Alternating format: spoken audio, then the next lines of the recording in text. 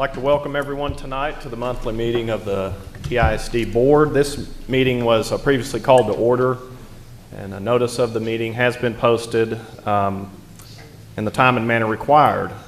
Tonight, we'd like to welcome everyone here. We've got some business to take care of right here before Christmas, and I know everybody's ready for a little bit of a break, so we will get straight to it. We've got, I guess, one item from executive session. It's on there. Let me look back here. Yeah. We'll do our, it's not on there. Do the prayer and pledge of allegiance. Mr. Washman, if everybody could please stand. Sure. Bow your heads. Dear Heavenly Father, we have so much to be thankful for. We recognize that you are good, that you are infinitely big, yet care for and command things that are microscopically small. We're thankful for this time of year where we get to celebrate the moment you became man in the most unimaginable of ways that we could ever envision the Creator of all things to come to us.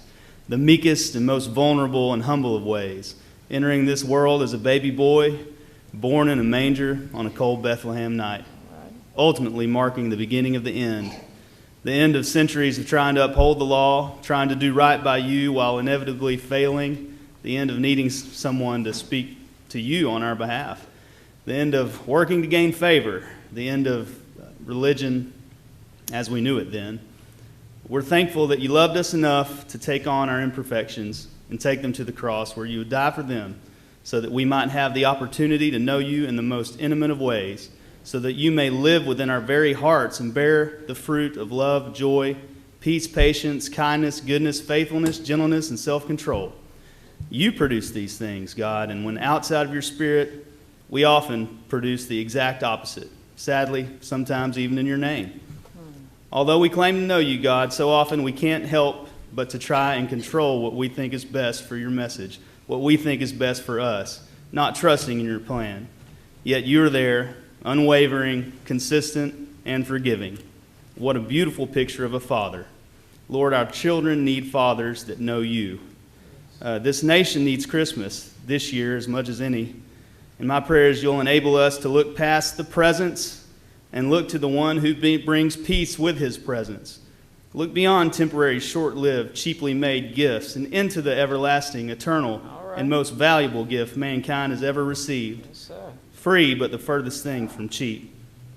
We pray your blessings upon this district, our faculty and staff and students. Pray your protection over them as we break soon. We pray that as a board, we'll look to you for unity and wisdom and be the glue that, please be the glue that binds us together. Use us as an example of a group of people who put the word unity in community and give you the credit for our successes. We pray these things in the name of the one who this season is meant to celebrate, Jesus Christ. Amen. Amen. All right. Amen. Pledge. Allegiance. I pledge allegiance To the flag of the United States of America and to the republic for which it stands, one nation, under God, indivisible, with liberty and justice for all. Honor the Texas flag. I pledge allegiance to thee, Texas, one state under God, one and indivisible. Amen, brother. Amen. Mr. Washman, thank you very much. Thank you. Good way to kick it off. Amen. Amen. All right. We have one action item from executive session. If someone would like to make that motion.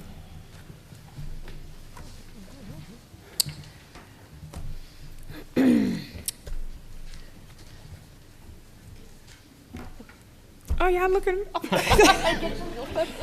It is hard for me to make this motion. I have known her since she was a teacher. However, I move, Mr. President, that we accept the resignation of our Chief Human Resources Officer, Mrs. Sharon Roy.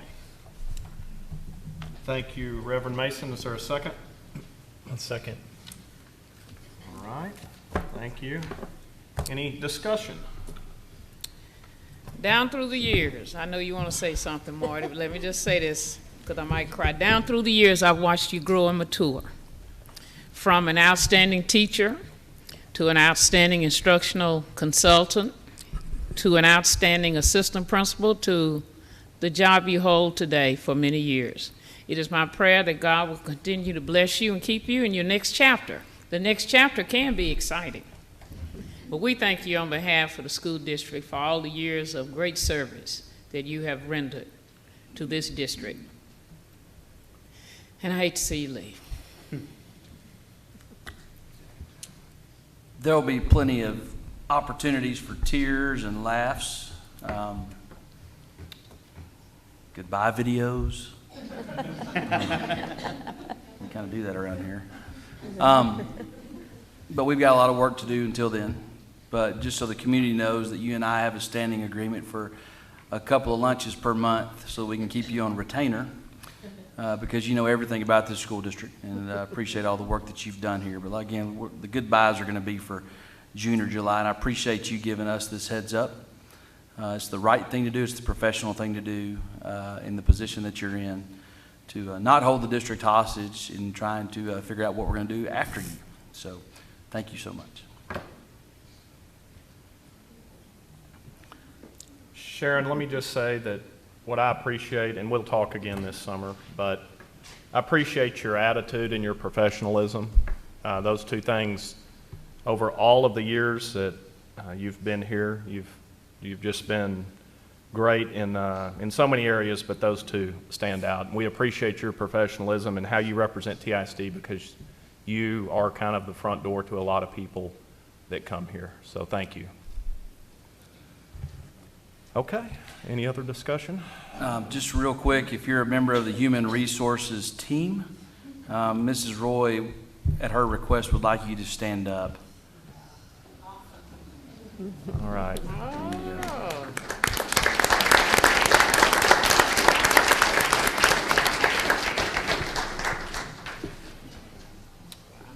All right, motion's been made and seconded. All those in favor signify by saying aye. Aye. Aye. Opposed? All right, that motion carries.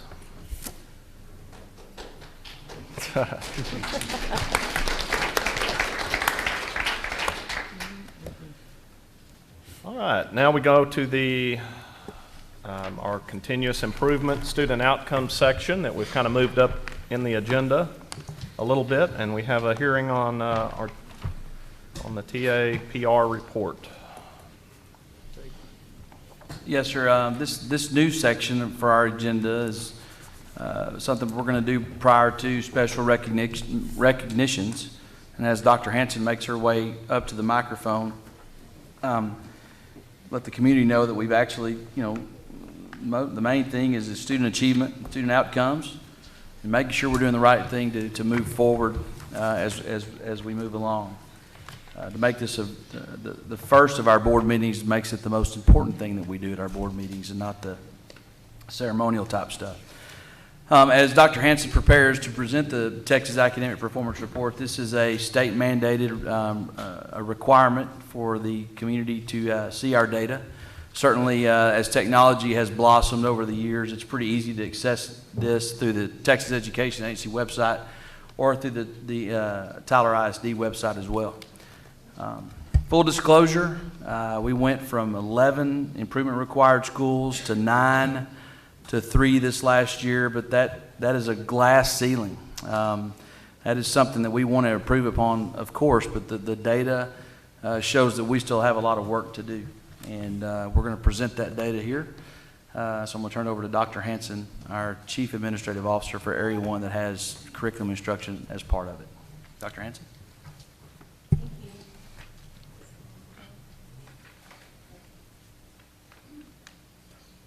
Tonight, we're going to talk about the TAPR report, as it's called now. We talked a lot about the STAR and the EOC scores, so tonight I'm going to focus on some of the things we haven't talked about as a group.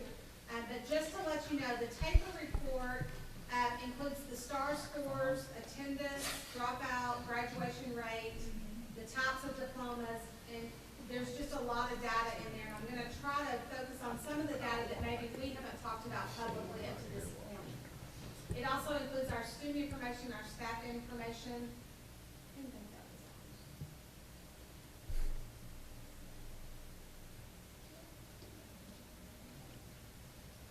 Is that better? And then the programmatic information. So let's just jump right in. And I wanted to, we also have to remember that some of this data is a year old and some of it is even 2 years old. So it all just depends on when it gets to the state and when they present it to us. So let's look at our graduation rate. Our Tyler ISD graduation rate this year was at 94%. It stayed the same as the year before. And we're a little ahead of the region and considerably ahead of the state, which we're proud of. So a microphone, so you can work with me on.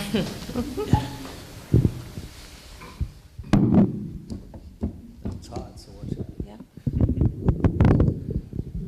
Okay, now I'll try not to scream. As you can see, the state also tracks how many of our students receive GEDs. We had less than 1%. It was like at 0.03% or something. The continued high school, or the number of students who didn't finish in 5 years, but they didn't finish in 4, but they did finish in 5. And so we had 4% that finished in 5 years. Our dropout rate, we're very proud of the fact that that comes in at less than the state. And our graduation plus GED rate, of course, still stays at 94%. 98% of our students graduate from the high school, or they graduate within 5 years. So we are proud of that. I've highlighted 2 of these green sections here because those were considerable increases from the year before, as you can see. The recommended and distinguished graduation rate went up to 95% from 89% the year before. And the advanced course completion, those are not students who took the course, those are students who successfully completed the course, and that went up considerably, so we're really proud of that as well. The state looks at college ready depending on a lot of different criteria. It's determined by their EOC scores. It's also determined by how they do on the Texas Success Initiative and several other, it's a formulaic. So we had 31%. We're running a little behind the state. That is a 2014-15 data. So we really anticipate that that's going to come up considerably this year. And then the AP IB results, those are students who scored according to the criteria, and we hit that at 50%. So the graduates completing year 1 without remediation. This is not something that we're super proud of, so it's an area to work on. And what that means is our students who go to college, are they able to enter into college-ready coursework without taking a remediation course? 63% of them are. And of course what that means is that 37% are not. So we really want to work on that and improve that a little bit. We're running a little behind the state and the region in that area. The Texas Success Initiative assessment, this is the first year they started, that they gave us this on the taper. It is year-old data. And so we had 13% of the students who scored successful the first time they took it, and 7% in math. Now what we have to remember about the TSI is not every graduating student takes it, and not every student who enters college takes that. The TSI is for students who did not score successfully on their SAT or the ACT at a college-ready level, and therefore they took the TSI as a backup or secondary.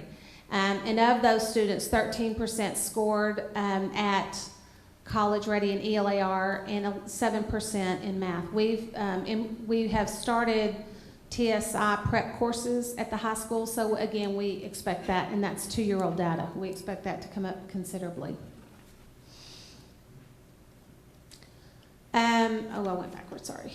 And I wanted to talk a little bit about our student population. You know this, but it's important that the state knows it as well. We have 62.1% of our students who are considered at risk. There are criteria that a student would be considered at risk, and we go through every October and we look at students if they're low socioeconomic, if they've been at DAEP, if they are a student and they also have their own child. There are several things that they would be considered at risk, and so 62.1% of our students are considered at risk. 22 are English language learners, and about 71% are economically disadvantaged in Tyler ISD.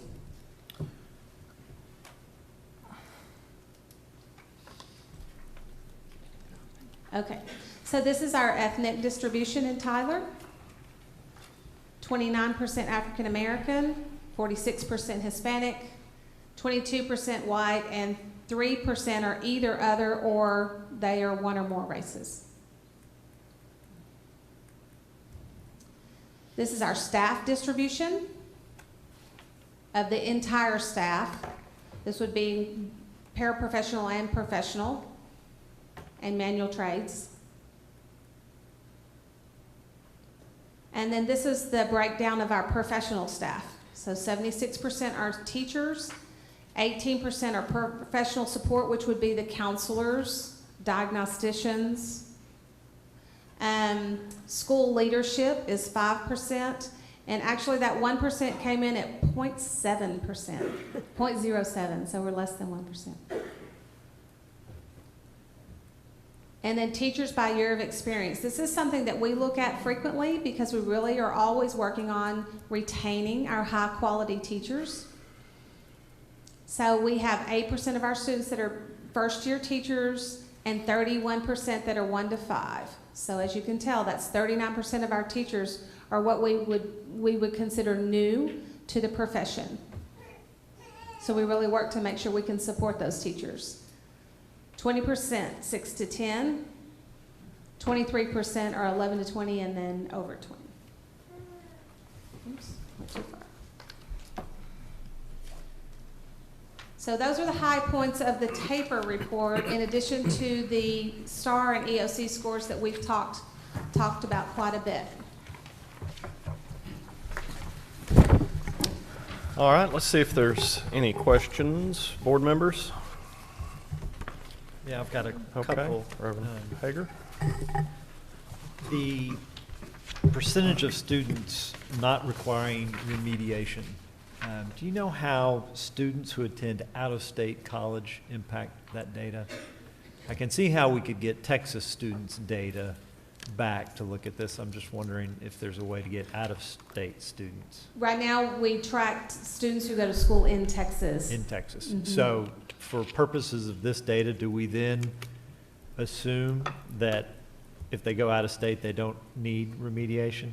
That's typically the case. Okay. Typically, if they're accepted to a school out of state, they're not requiring a remediation course. Okay. Okay. The second question is, and we've talked about STAR and end of course data before.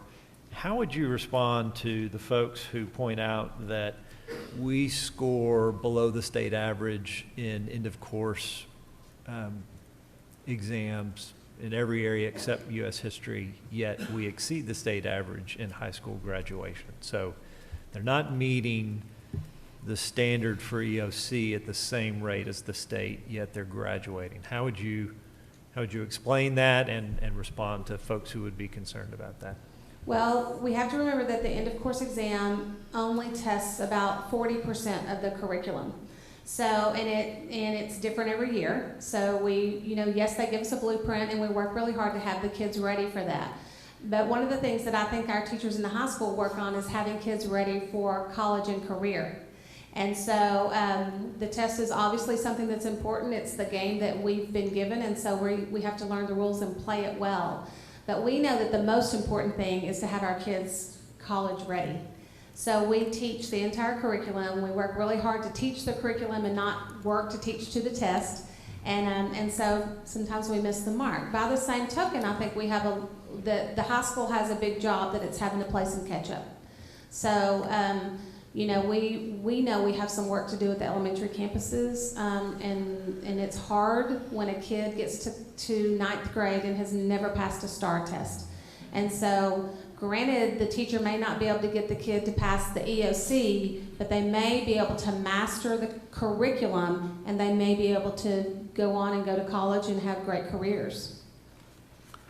One other thing on that, and the high school principals are here tonight. I think I saw both of them, and they may be able to speak to this. But as opposed to the old tax days, am I correct in saying that every time someone takes an EOC, it counts against you that year?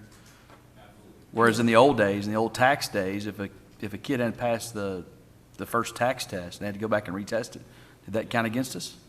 Nope. So there's some gamesmanship on that, to where I think districts do a decent job of not testing every year. Maybe, I don't know. I mean, that's just something that's there that's probably adding to some of that data that's showing some of that issue that we've had, these multiple retesters that do count against us multiple times in multiple years.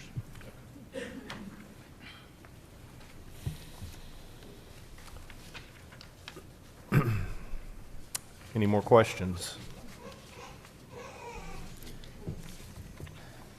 Okay.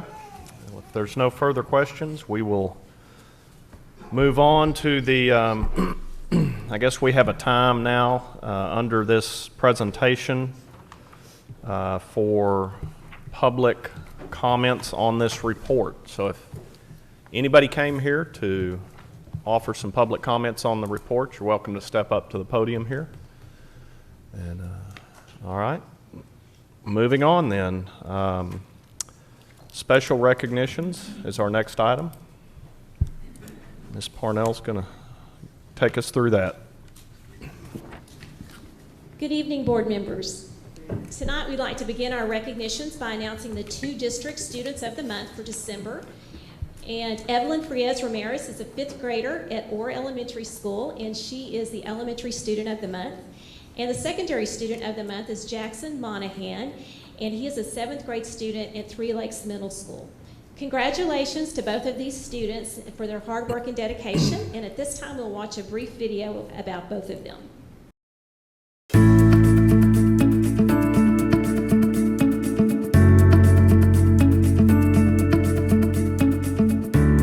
Tyler ISD would like to recognize the efforts of our 2 district students of the month. These students are selected based on 6 criteria: academic performance, effort, character, behavior, citizenship, and attendance. We would like to recognize Evelyn Frias Ramirez, a 5th grade student at Orr Elementary School, as our elementary student of the month. Evelyn understands what it takes to be student of the month. What you need to do is to get good attendance, good effort, being kind to others. Evelyn says when she grows up, she wants to be a photographer. She also likes to read, and her favorite class is math. My favorite thing to do in math is to multiply and divide. According to Evelyn's teacher, Mr. Jose Perez Colorado, she's one of the most responsible students in his class. Evelyn not only gets her work done, she's also helpful to her classmates. Our secondary student of the month is Jackson Monahan. He's a 7th grade student at Three Lakes Middle School and has 2 favorite subjects. I have 2 of my favorite subjects, probably math and science. I'm thinking of being a scientist, so I'm thinking of something like that. Jackson actively collects canned goods to help the East Texas Food Bank and has raised more than 10,000 cans over many years. Knowing that there's somebody out there starving just doesn't seem right. Jackson has advice for other students who want to give of themselves. Do something thoughtful for other people. God first, others second, and I am third. Congratulations to these students for their hard work, dedication, and leadership in the classroom. Their efforts are being recognized through TISD TV and sponsorship by Christus Trinity Mother Frances Health System.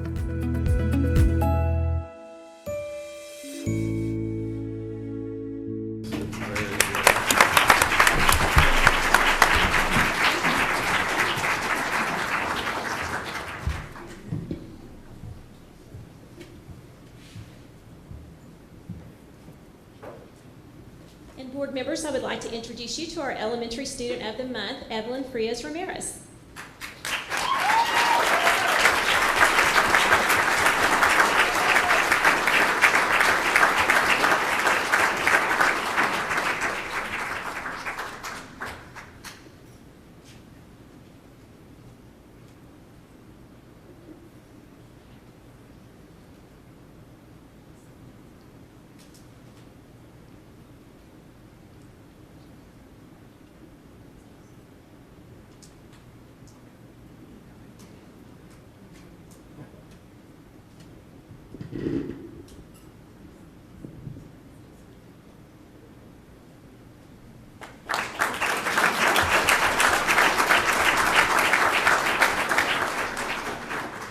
And our Secondary Student of the Month, Jackson Monahan.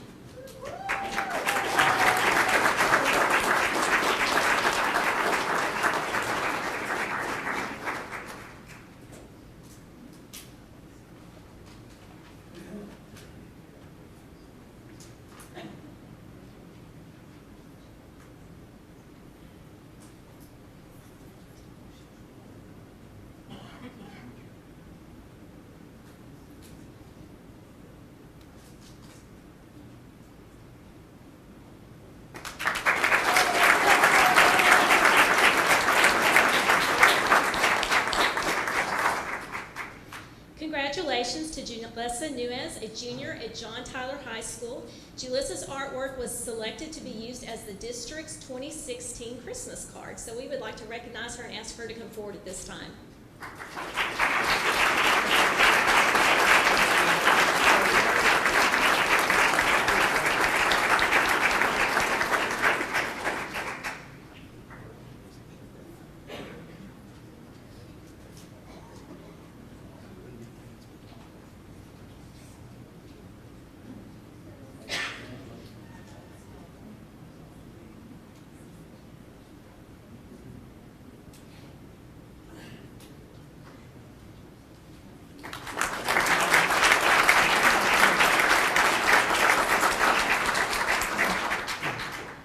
Congratulations to Have-To Knight, a sophomore at Robert E. Lee High School, for winning district and for advancing to state in cross country.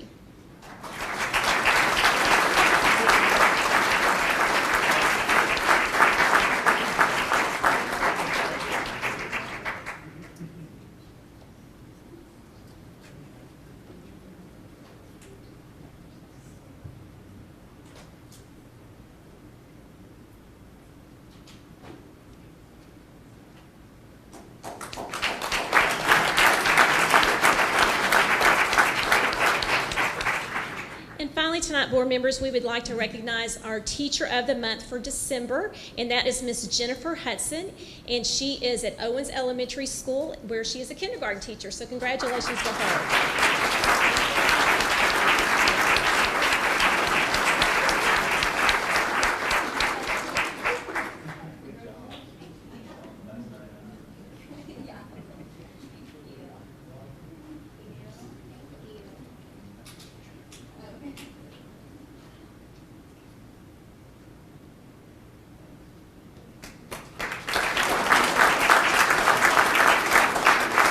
Concludes our recognitions. Thank you. A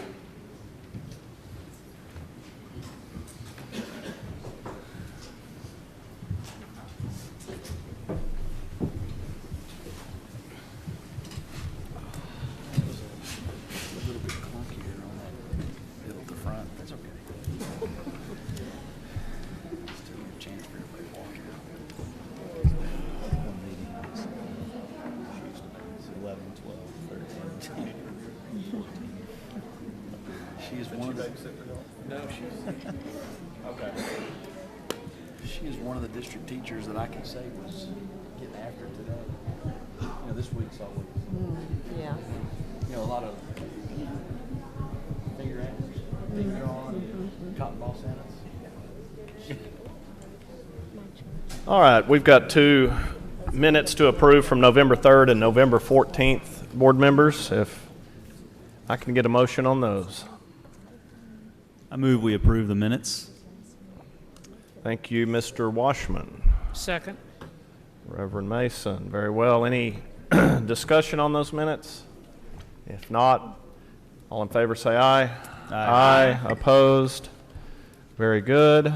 All right, no one signed up to speak. Business, legal, finance, consent agenda.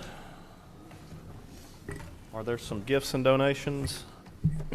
Yes, sir. We have one, gifts and donations we need to pull, so pull item C, please. All right, and we'll pull item E for some discussion. Any others? All right. If not, let's go ahead and knock out A, B, and D. Mr. President, I move that we approve A, B, and D under item 11. Thank you. Second? A second. All right. All in favor say aye. Aye. Opposed? Okay. Move on to gifts and donations. You know, such an exciting opportunity here whenever we have our community members and our local businesses contribute to support our students. In this case, our student athletes at John Tyler High School. We thank Brookshire's Grocery Company, longtime Tyler, Texas business, for donating $10,000 in support of John Tyler High School and their athletic department. All right. Is there a motion for that? Mr. Chairman, I move that we approve and receive the donations from Brookshire's Grocery in the amount of $10,000. Okay. Is there a second? A second. All right. Any discussion? Yes, that's a lot of money. It's great. Brookshire's has always put their money where their mouth is. I'll just say it. They're the most generous company that I'm aware of, and we appreciate them from John Tyler High School. That'll go to help a lot of kids. All right, all in favor say aye. Aye. Aye. Opposed? Okay, then we go on to E. As Mr. Baggert, our transportation director, makes his way to the presentation table, before you have an item for transportation routing software. We've got some software that's set to expire in July of 2017. As technology has become more prevalent in what we do on our operations end, we're a little bit benevolent to software upgrades and expirations on licensing. I asked Mr. Baggert to come speak to the board today about some of the challenges that we may have as far as the timing of this procurement. Certainly the amount there is in front of you. We could talk about that as well. Giving the board the opportunity to hear his presentation, and certainly you can table this if you're not comfortable with this, if you seek more information. If not, certainly there's a potential action for that as well. So, Mr. Baggert, you're the expert at this. I'm going to let you address the board in regard to this software that you're proposing. Thank you. I have a presentation. If you'll go to the next slide, Mr. Orbaugh. A little bit of background information concerning the software. The current agreement that we have will expire in June of 2017. While it has provided us some basic routing up to this point, there are some other products out there that are quite a bit more robust and will lead to more efficiencies in the way that we route and in the way that we are able to identify students on buses, as well as produce various reports for the state. Will help to reduce some significant man hours there. We looked at 6 vendors, and 4 of those responded with quotes, only because the 2 others ended up either partnering with one of the other vendors or was actually acquired by one of the other vendors. The 2 that I selected was Tyler Technologies. They are going to provide the basic routing software, as well as a garage maintenance software and also a field trip software. Those 2, the garage operations and the field trip, is currently being handled by our AS400 system. That is a system that we, and I've had discussion with Mr. Orbaugh, would like to see replaced. It is an antiquated system, and support for it is becoming a little bit sparse since it was an in-house system that was created many years ago. How old is that? When was that created? Do we have an idea? 1990s. So, yeah, it's, as computer software goes, it's obsolete. Tyler Technologies, again, will provide the main core. And then we also selected Synovia Solutions. They will work in partnership with Tyler Technologies in providing the GPS tracking of the buses, as well as the student tracking when they get on and when they get off. We also are able to push information out to the parents at their request so they can see where their students boarded, got off the bus. It also gives the campuses the ability to track the buses and look for ETAs on their bus arrivals, not only for routes, but also for trips. So we improve the communication drastically with this new partnership. In addition, we will have tablets that will be installed on each bus that complies with all Department of Transportation regulations and all legal qualifications and requirements. And what the tablet will do will provide GPS turn-by-turn route instructions. So whenever we have a sub-driver that gets on the bus, it will reduce delays in the routing. We also have the ability to, with that tablet, to load student rosters on there so the drivers will know who is to be boarding their bus at what given stop, and also at what campus they should be exiting the bus.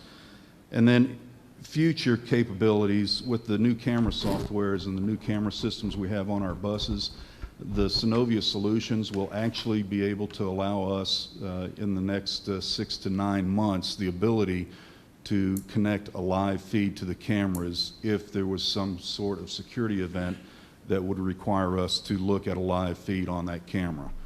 We would not use the live feed for general bus driver observation. It would only be used in emergency situations. But we will have that ability with that software in the next 6 to 9 months if we so choose to enact it. So that's kind of where the background where we're going with this. Tyler Technologies, as I said, is going to provide the core routing and planning software, along with the fleet maintenance and the field trip maintenance. And then there's an information portal that will then connect and transmit data back and forth with Synovia Solutions. This Tyler Technologies also is working with other districts in the state that has teams in ProLogic. The only information that will be transmitted outside of our firewall to the buses and so forth will be a student ID number or an employee ID number. All the other confidential information is still retained behind the firewall, so there's no breach of security and no confidential information gets out violating any laws.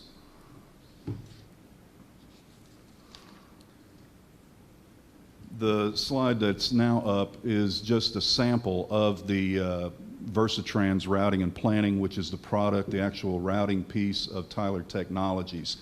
And just to give you an example, it shows a typical route, shows where the stops are, the route that the bus takes, and it does interface currently with ProLogic and Teams, and also interfaces with Synovia.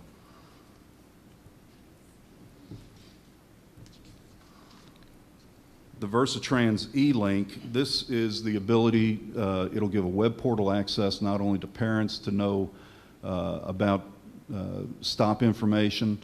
The current software that we have will simply tell the parent that they do live more than 2 miles away from the school and that they are qualified to ride a bus and what bus number.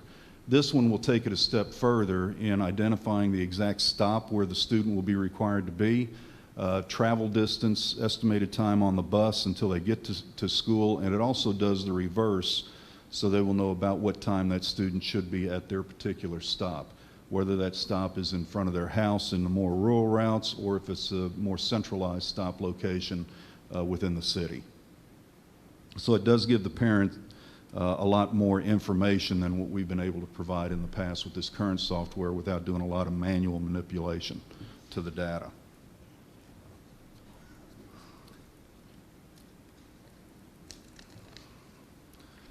Then the Versatrans Fleetvision, this is what would be used for maintaining all of the buses and all the white fleet, the non-yellow fleet vehicles that we have within the district. It'll give us better ability to not only track what the actual operating costs are on each of those vehicles, but it will also track individual parts warranties.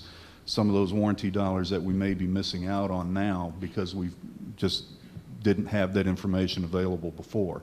It will also track cores. If we have to replace an engine like we've had to do quite a few here in the last couple of years, it will also track those core charges as they come back and make sure that we get those the charge for the core back into the transportation budget.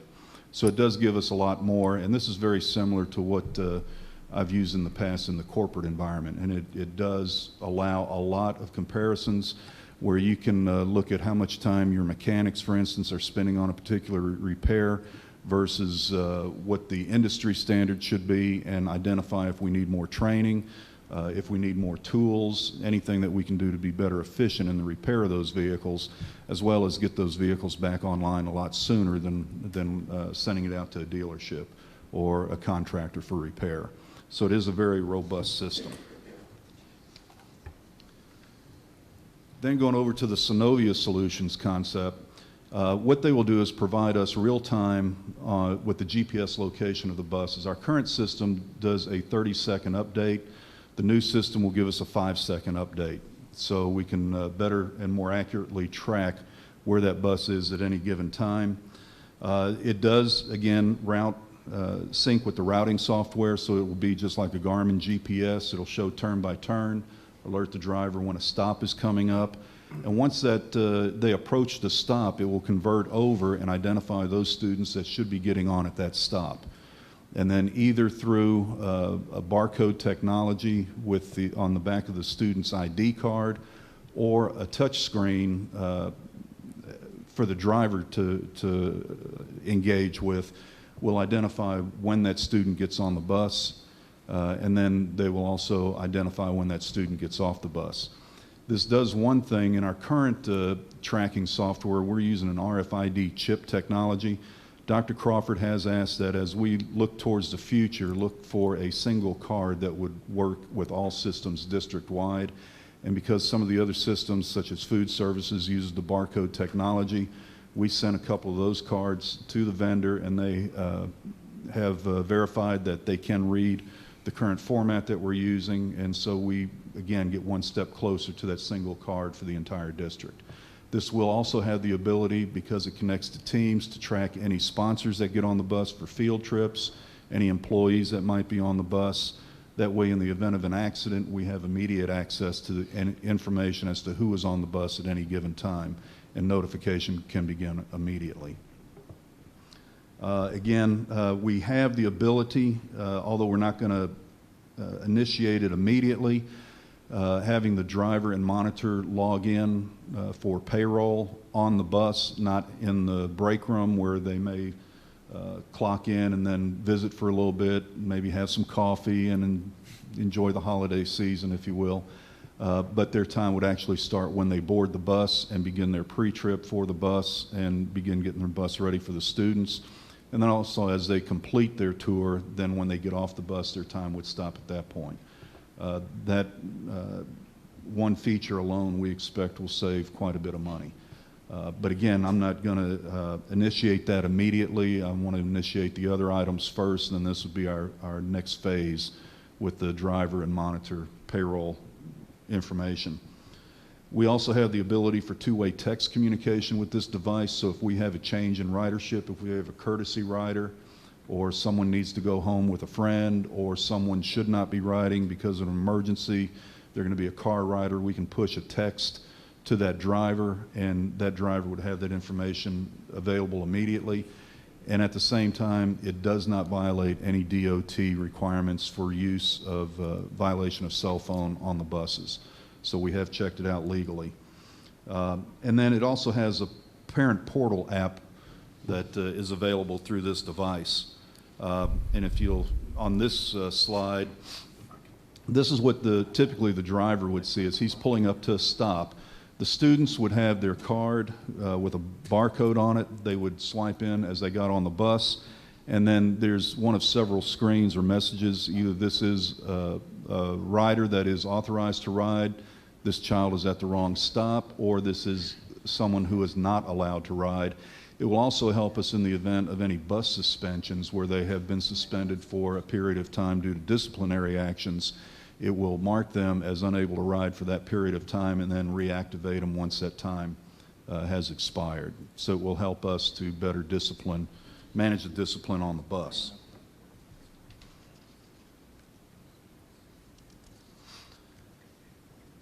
Then the next module that we have it's called Here Comes the Bus, and this is for the parents. This is one of the enhancements that I'm most excited about because I think it's going to eliminate a lot of calls to transportation. What this does, and this is all managed by Synovia Solutions, so the parents, if they want to sign up for this, will call a 1-800 number. They'll get in touch with Synovia Solutions. They download an app to their smartphone, and then depending upon what parameters they put in their smartphone, they have an option of going from putting up a geofence anywhere from 500 feet to 2 miles from their stop. And as the bus enters within that parameter, it will send a notification to the phone saying that the bus will be arriving shortly. Please make sure your children are at the stop. So on cold weather days, bad weather days, children don't have to be standing out there 10 minutes before the bus gets there. The parent will actually have the ability to see when the bus is coming and get their students out. This also gives us the opportunity, in case of a delay in the bus, mechanical breakdown, anything like that, we can send push notifications limited to just those students on the bus, saying that the bus is delayed a certain number of minutes, and that way they're not waiting out there in an inordinate amount of time for the bus to arrive.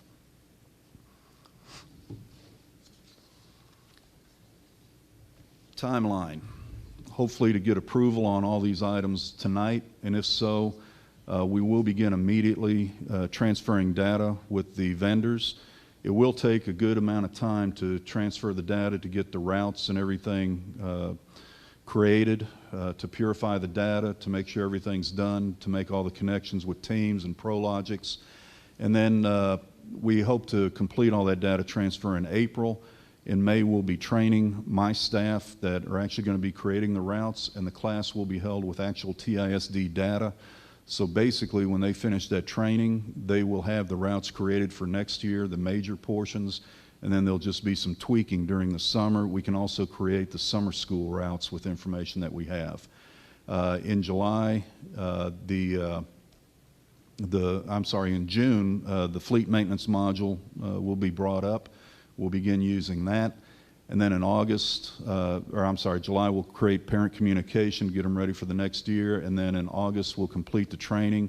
And then we should be ready to go come first day of school, August 2017. That's my Christmas wish list. Questions? Yes, ma'am. According to the information that we have, it says that the services over the 5 years will add $29,192 in year 1 and $42,785 in years 2 to 5, but it'll be covered with by the level of budget that transportation does have now. Does the transportation budget, is it sufficient to cover that? Yeah, with the efficiencies that I expect to recoup in the fleet maintenance software, with the tracking of the warranties, and also with the improvement in the routing and more efficient routing, I expect to be able to recoup that from our parts budget and also from our labor budget. And I do expect to see some efficiencies. Recoup the entire amount, or enough to fit it into your current budget? Enough to fit it into my current budget at this time.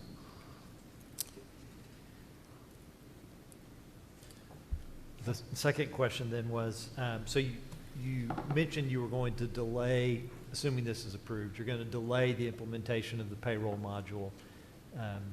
Can you walk us through why you would want to delay that? Number one, I haven't cleared it with payroll yet.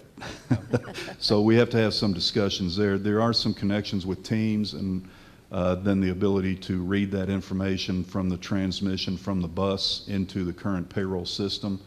But with all the other stuff that we're biting off right now, I just thought that was a little bit too much to handle year one. But as soon as we get the rest of this in, we can begin looking at that almost immediately. Okay, last question. Current systems AS400 based, is this going to require new hardware to be purchased to run this, or is it going to fit into existing servers? Or It's going to fit into the existing servers. As a matter of fact, the part of the cost with Seon, we purchased the AVL, which is the link to the GPS satellites. So that is ours, so we're not having to repurchase any of that. The existing companies will be able to use the equipment that we've already purchased and use Seon's equipment there. And one of the reasons that I split this up between two vendors, one vendor was able to provide just about all of it, but it was extremely cost prohibitive in my estimation. So I was able to source by breaking it up between the two vendors. I was able to get the best of both worlds, where I got the good routing core, but the peripherals that Tyler Technology was asking or was able to provide, they were asking a lot more money than what Synovia could do it. And there have been others that have other customers that they have where they've worked in conjunction with each other successfully.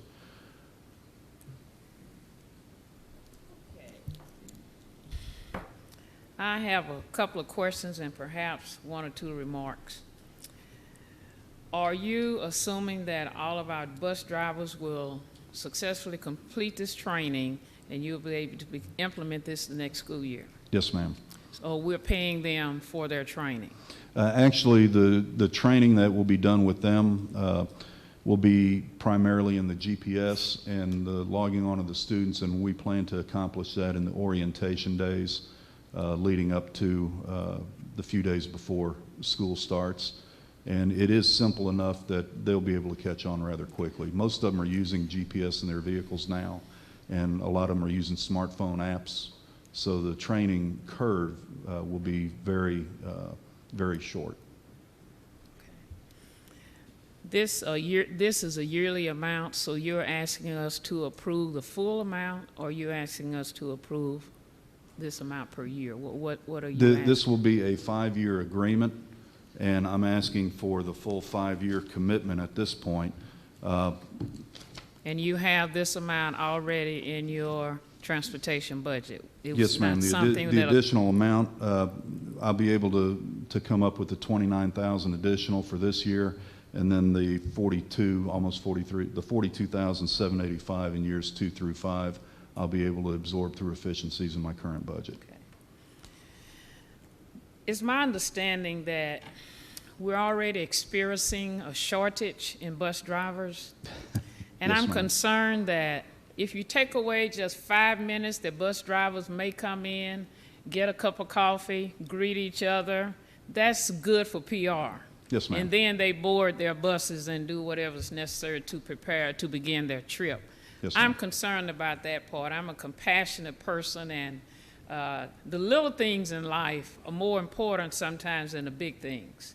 And just being able to have that time to go in and sit down, talk with either you or other bus drivers, and then get that coffee and leave, to me is very important. And I know you're trying to save money, and I'm not aware of what all is taking place anyway, if the time is abused or what. But just listening to this right now, a bus driver, and clocking in on the bus, I'm trying to understand how that would take place too, when you could easily clock in your office building. Yes, ma'am. Is there going to be a Well, machine?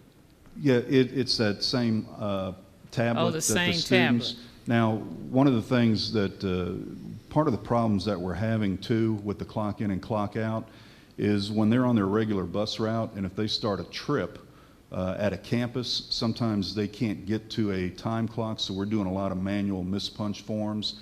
And if they can clock out on the bus and then begin their trip time at that point, that's the main thing. If they have business with us upstairs, they don't have to clock out on the bus, because we want them to be able to, when they talk to us, we expect them to be on the clock.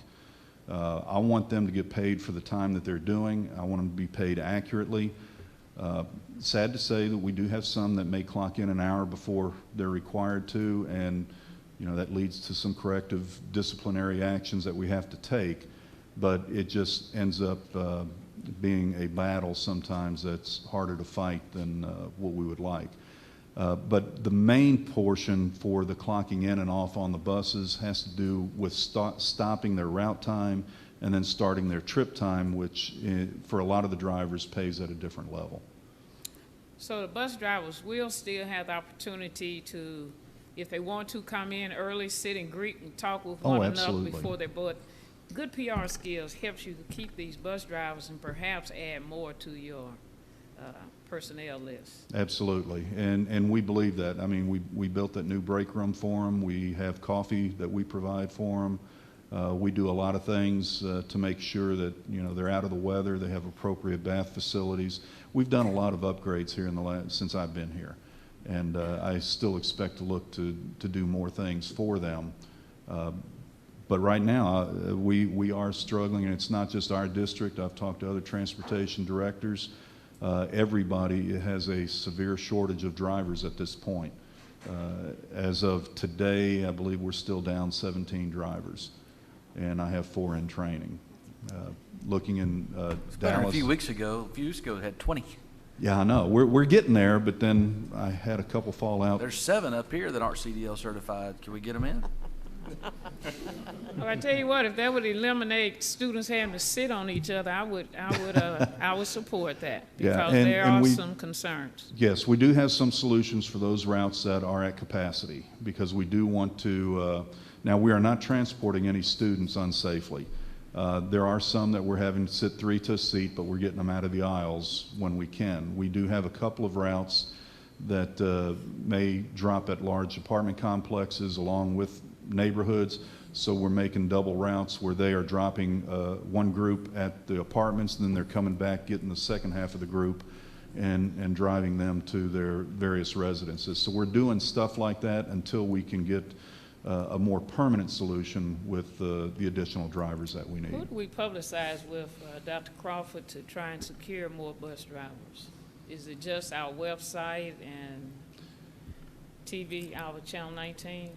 Well, and we've also put in some newspaper ads in the past. Okay. We've also started an incentive program with our drivers and employees that if they would recommend and refer bus drivers, and once that driver is successfully hired, then there's up to, I believe it's a $500 incentive.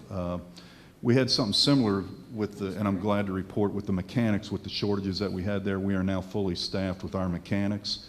And this morning we only had 5 spare buses en route, which is awesome, because the buses are getting maintained in an order that they need to be maintained, and we're putting fewer and fewer of those spares online. The ones that we do have offline right now are at dealerships doing warranty work that we wouldn't typically do in-house anyway. Thank so you. We're making strides. That was a little bit off what we're supposed to be approving, but thank you. Thank you for responding. Not a problem. I'm always happy to provide any information you need, because just like my people say, we're not in, and like teachers, we're not in this for the money. We're in it because we love the students and we love what we're doing. And anything we can do to help, by all means, we want to do that. Thank you. How does the current system for tracking students on buses compare to what you're proposing here? It's been a few years since my kids rode the bus. Yeah, the current system that we have is not well, because it has the RFID chip.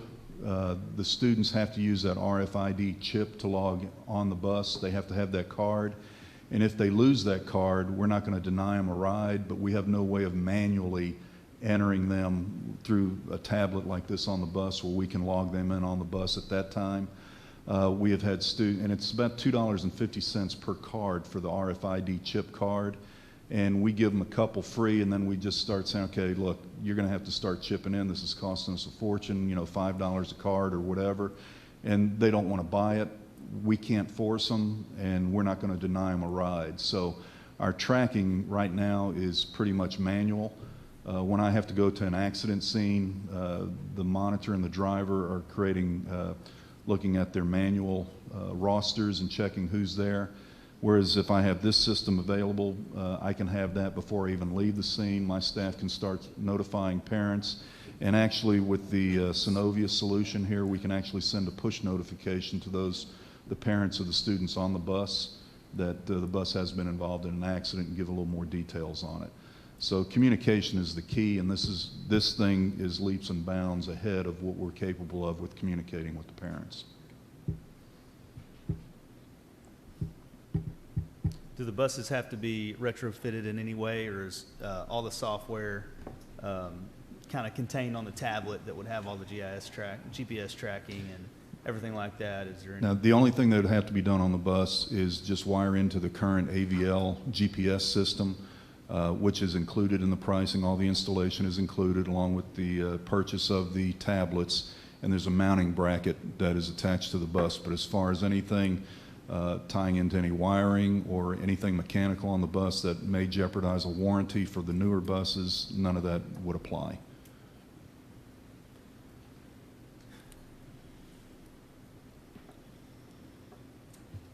What's the lifespan of this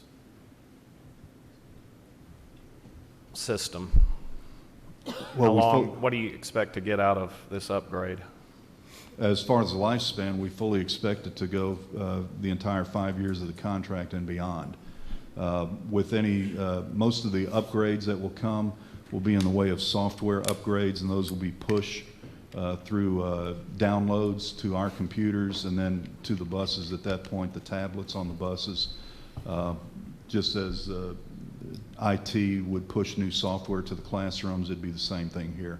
We don't expect any new hardware or anything to be required on the buses that would have to be replaced. All of the equipment, as far as Synovia is concerned, if anything fails there, the maintenance contract includes a replacement of that equipment. Any other questions? All right. Administration's recommending approval of this because it's time sensitive. So that's certainly an option here if the board's ready to do that. Mr. Baggett, why don't you address the board and just kind of, if we were to delay this to give them a little more thought time, what does that? Yes, if you look at the board do to agenda hinder us? item, Synovia Solutions, if we can enter into a contract with them by December the 19th, they will actually give us the first year for free, which represents just under $72,000 worth of savings. So they'll give us a 5-year contract for the price of 4. Our first payment to them wouldn't be until year 2. And then, so that's with that time sensitive. As far as the other, to get all the information downloaded and all the data purified and all of the transmissions complete in time for an August 1st timeline, if we push it out any further, that beginning of school year could become in jeopardy. But primarily it's the $71,000, almost $72,000 savings by approving it at this board meeting versus the one next month.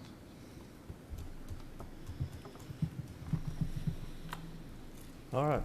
Members, would anyone like to make a motion? I think it's a no-brainer. I move we approve the routing software. All right. So if anyone disagrees with you, they have no brain. I'm kidding. All right. Motion's made. Is there a second? I'll second. All right. Any further discussion? I thought joking was my job, man. All right. All in favor say aye. Aye. Aye. Opposed? All right. That motion carries. Thank you very much. Thank you.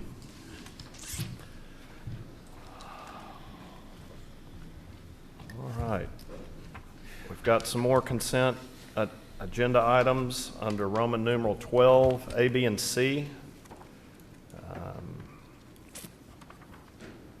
Unless y'all want those pulled, let's go ahead and get that taken care of. Mr. President, I move that we approve A, B, and C on item 12 as submitted. All right. Can I get a second? Second. Thank you. Any discussion? All in favor say aye. Aye. Aye. Opposed? All right, move on to discussion item, district telephone system. We've had our voice over IP telephone system in the district since August of 2004.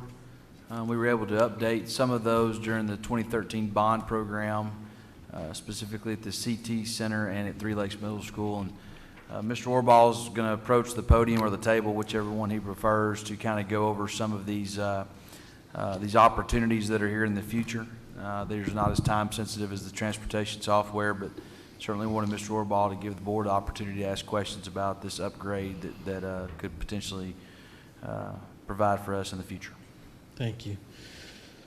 Members of the board, telephone systems in many ways are not the most exciting piece of technology we deal with on a daily basis. However, in many ways, it is the primary point of communication between our teachers and our parents and our community and our administration. So it is a very critical component of the technology of the school district. And as Dr. Crawford said, this system was originally put in around 2004. I actually did a little more skulking around because this is so old that I don't have records, because it's so far beyond our records retention time, to when this was installed. And I found in the original maintenance log for when the system was first installed by Southwestern Bell. So before AT&T, it was Southwestern Bell, so it dates back to that era. 2001 was when the core system was first began to be configured and installed. So the core of the system actually is now 15 years old, from August of 2001. And it's served us well for many years. However, we're at a point now with the current phone system where it is no longer a viable system. There are no upgrades available for it. Parts and maintenance are getting rare and expensive. And it's well past time for needing an upgrade. It is not uncommon for us, if we have a total system breakdown, which happens with this gear once or twice a year, to spend something on the order of $10,000 parts and labor to replace a campus system. So it's quite expensive. A week ago, we had the system at Jones Boschier's go down. It took us 4 days to get a hard drive. It was a simple hard drive replacement. That was the component that failed, but it took 4 days to get the parts and the system installed and reprogrammed and back in operation. And that's a campus that is pretty sensitive. We have a lot of children out there with some special needs, as well as, of course, this regular business that the campus needs to conduct. So again, we're at a point where we have a system that's not upgradable. I can't add phones to it any longer. There's no licensing available. Nothing is sold for it. And so we're really stuck with where we're at on this system. So we began looking around at systems that were available. What should we look at? What should we upgrade to? Talk to numerous school districts, talk to other local entities. University of Texas Tyler, for example, uses the same telephone system that we're proposing for the district as well. So it's in common use throughout the state, throughout the nation, in business, it's used in government and education, all over the map. What we are proposing is what would be called a unified communication system. And by unified communication system, we mean that this system will provide not just dial tone, voicemail, conference calling, the common features that you would find in a telephone system and that we have today, but it will also provide a cell phone app that ties the administrator's desk phone to their cell phone, so the call can move from one device to the other. It provides instant messaging. It provides all the way up to video calls. You can do a video conference call across this system. Now, we're not proposing any video endpoints in this at this time. That's not been an identified need. But as the district changes and as needs change over the years to come, if we need that capability, it's core to the unified communication system. So this can carry us from our present needs well into the future as the district communications and the technology changes. With this system, we would be getting rid of the bulk of the hardware components that are currently in the present system. We would be getting rid of mechanical devices such as the one that broke out at Bo Shears campus a week ago. So we'll be putting in a solid state device on the campus. In the event of a network failure, that device would keep the telephone system live on the campus. So they could still call around the campus, they could call 911. But there's, again, no mechanical parts in it. It's a solid state device. So there's less to break, much less expense. The core system rides on top of the district servers. There's not specialty telephone hardware in this system. It's software that sits on top of our virtual servers. So we leverage equipment that we already have in the core of our district's network. It provides redundancy so that one component breaking will not bring the system down. So there's a lot of capabilities here that we currently don't have. It fixes a lot of problems for us, such as the provision of a corporate directory for the school district. So if someone calls in, they would be able to do a dial by name if they don't know someone's extension. It would tie the district's team's human resource software to the telephone system as well, so that if someone is a new employee, somebody has a name change, that would be automatically reflected into the telephone system. We would also be looking at in this project a complete renumbering of the school district as well, providing each employee a phone number that would be their phone number for their entire career. No matter where they go in the district, they would have one phone number. So it's taking a whole new look at the dialing plan for the entire school district in this project. So there's a lot to this. There's many more features than we can go into tonight, or you'd probably care to hear about. It is not an inexpensive process to go through this. The price that we would recommend is the last one on the list, the $1.465 million price tag. We selected this company. There's one bid that was about $5,200 less. However, that company does not have any technicians in the state of Texas certified on the product. They have technicians, but they happen to be out on the East Coast. So we did not select the absolute low cost, but we would recommend the next lowest vendor, which was the Presidio Network Solutions Group for this project. That's a vendor that we've worked with on numerous other large projects, have a great reputation with us and other school districts around the state.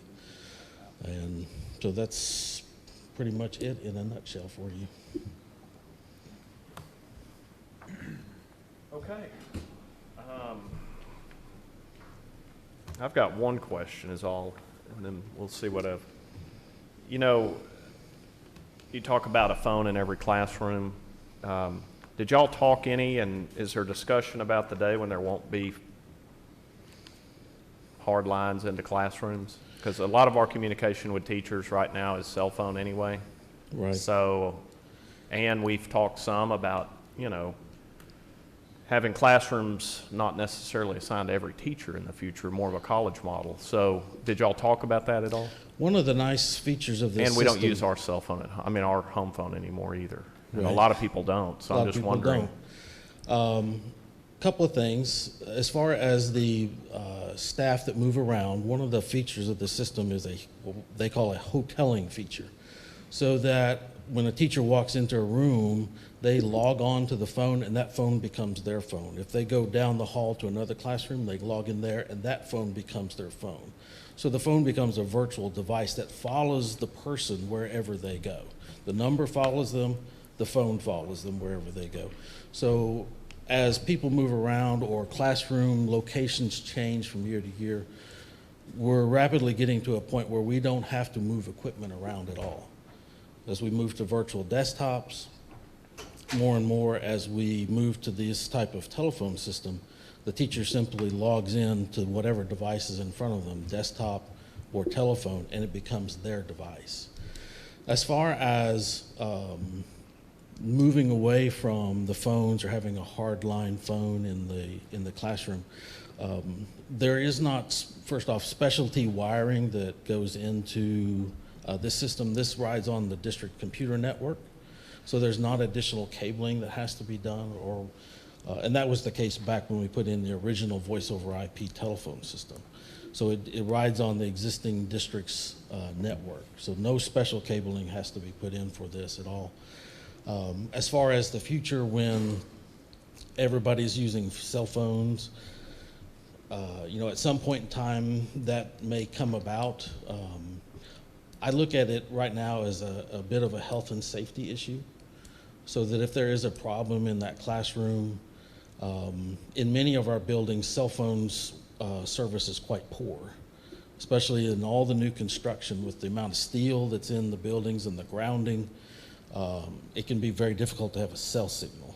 So with this system, having it still hardwired as it is on the network, we would always have a device that would be at the ready and working. And even if the phone wasn't logged in, at a minimum, you would be able to dial 911 or call the office. So that is always on no matter what state the phone is in, whether it's logged on or locked.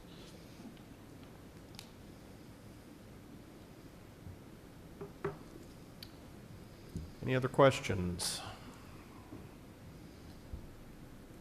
As far as installation and everything like that, did you say, y'all, if it does get approved or somewhere in the near future, that you guys are thinking about making the switch? Would that be like next year, rolling it out, that type of deal? I mean, next school year? I would anticipate about a 3-month rollout to change out the phone system district-wide. So once we have the green light to move forward, approximately 3 months to do the system end to end. Once we start this process, we will break some things in the current phone system. For example, presently we have 4-digit dial between all the campuses and departments, so you can dial internally.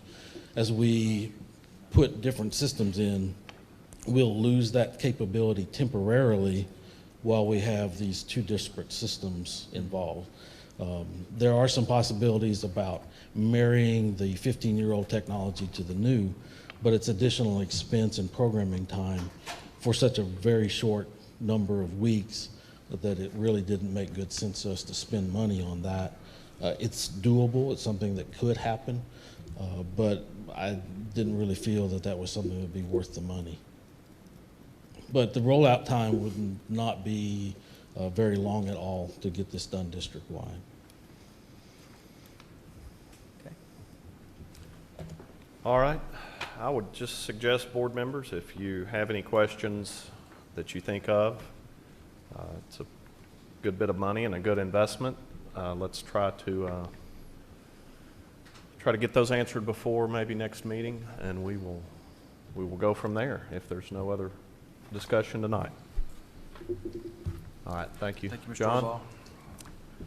Move on to facilities planning update. Board, and community, as we go forward in investigating, what's left as far as the facilities go, as we go forward to the future. We wrapped up our 2013 building program and seeing what our needs are instructionally for our students. We've invited Corgan, who has been our long-term architect on retainer for a while now. Steve Halsey's here tonight, and then Mr. Loper's here also to go to the table as they make their way to the podium. We have a presentation in your packet tonight about some of the things that are remaining in Tyler ISD, some of the processes we've completed to date, and then some of the investigations that we've put forth as far as costs go and what those plans may actually look like.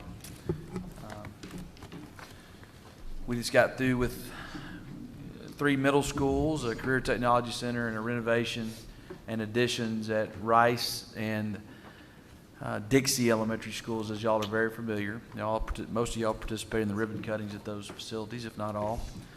And we've gone to the actual programming and the uniqueness of high schools It's been something that we've been asked to do, and we've actually wrapped up that project as far as being able to present to you guys, to y'all, kind of what we've come up with. We've got Steve and Tim at the table tonight to kind of carry through this presentation for y'all to ask questions. Thank you, Dr. Crawford. And just to piggyback on what you said on the 2013 bond program was wrapped up recently. And Corrigan has been on retainer. They've been with us for a couple of years now as we've been looking at facility assessments and completing all those at all the remaining campuses.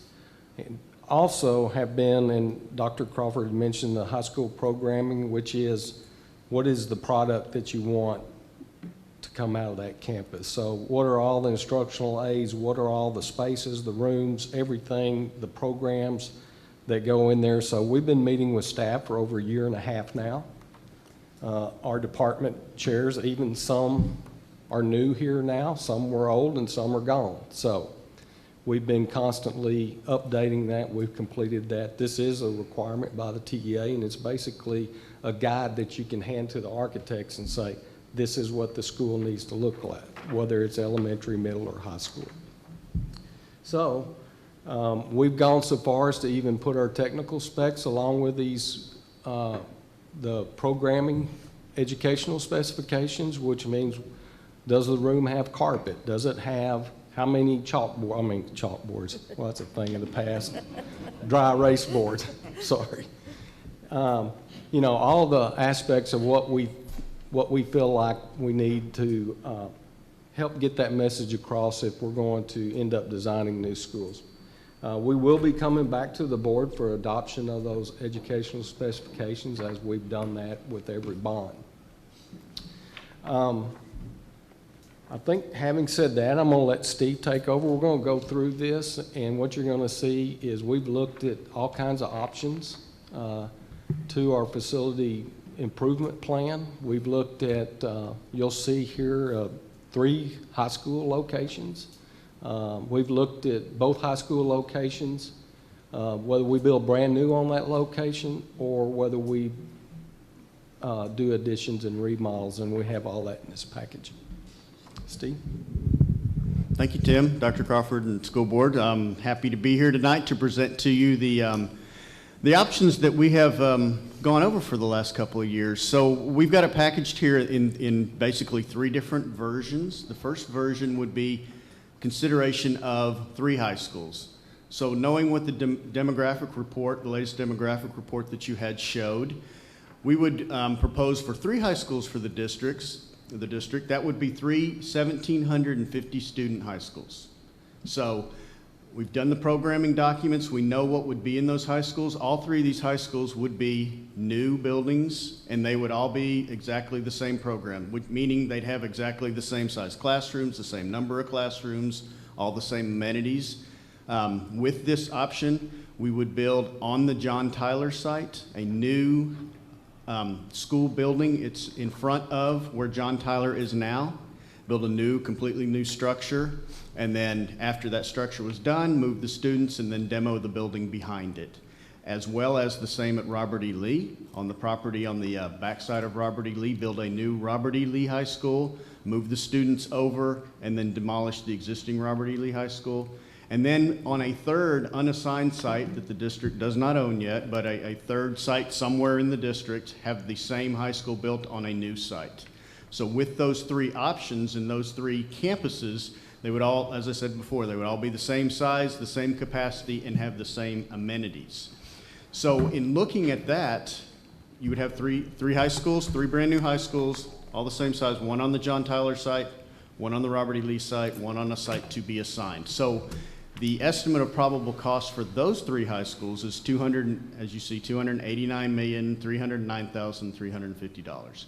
They're basically around $96 million apiece. This cost that the estimate of probable cost that I'm quoting to you on these sheets is not only construction, but it's also the development costs, which means technology for the building, furniture, fixtures, and equipment, fees, testing labs, everything that you need to develop a new school, including the construction costs. So that's an all-in number that would be all in.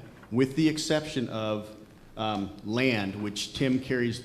Any new land budget is in another budget that he has. So a potential new site for a new high school is another budget that Tim carries. So that's the three high school option, $289 million. And then we went and looked, and then looking at John Tyler and Robert E. Lee.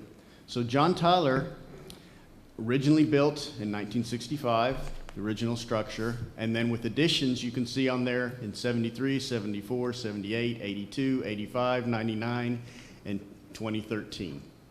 The existing current square footage on site is 337,442 feet, and the FCI index is 65%. So the FCI index, if you're familiar with what we have, what Tim's talked about in previous conversations on bond, is the index of the existing conditions of the existing building and whether or not how much is worth in that existing building of keeping or needs to be replaced. So the FCI index is something you're familiar with and have seen before. At John Tyler High School, it's mainly a two-story structure. It has a concrete frame in part of the building. Part of the building is a metal frame. It's got really good bones to that building itself.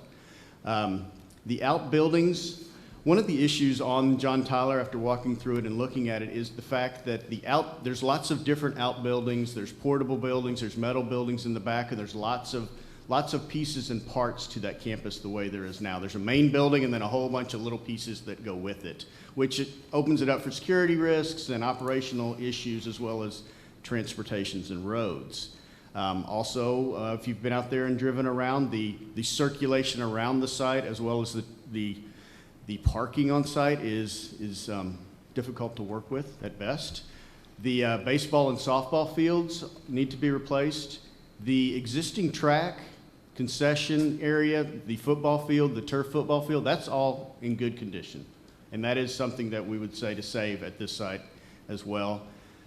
Mechanical systems, electrical systems, the underground plumbing in that building, some of the drainage, most of the systems need to be replaced. They've outlived their useful life. That building itself has a two-pipe mechanical system that's been there a long time that needs to be replaced. And then the existing gymnasiums, and one thing I wanted to highlight is the existing Earl Campbell Gym is a great competition facility. It is, it's something like, it's a home court for sure if you've been in there, and it is something that we would say to keep in both versions that we're going to show you, a potential new or potential renovation. It needs some systems upgrades, some finish upgrades, but it is a great house for the students at that site. So here's an option to build a new John Tyler.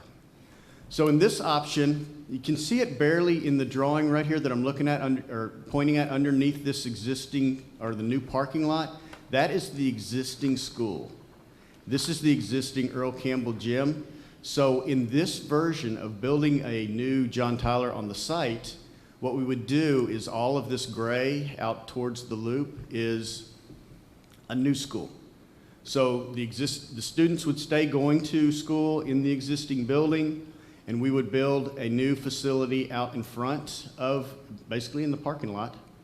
And as you can see, it fits. It's tight, but it fits. Finish that, then demo the existing building, build more student parking, clean up the circulation around the building. There's the existing track and competition field, and then new baseball and softball field as well. So it's a phased construction. Build the new out front, move the students, demo the existing building, fix the parking lots and fields.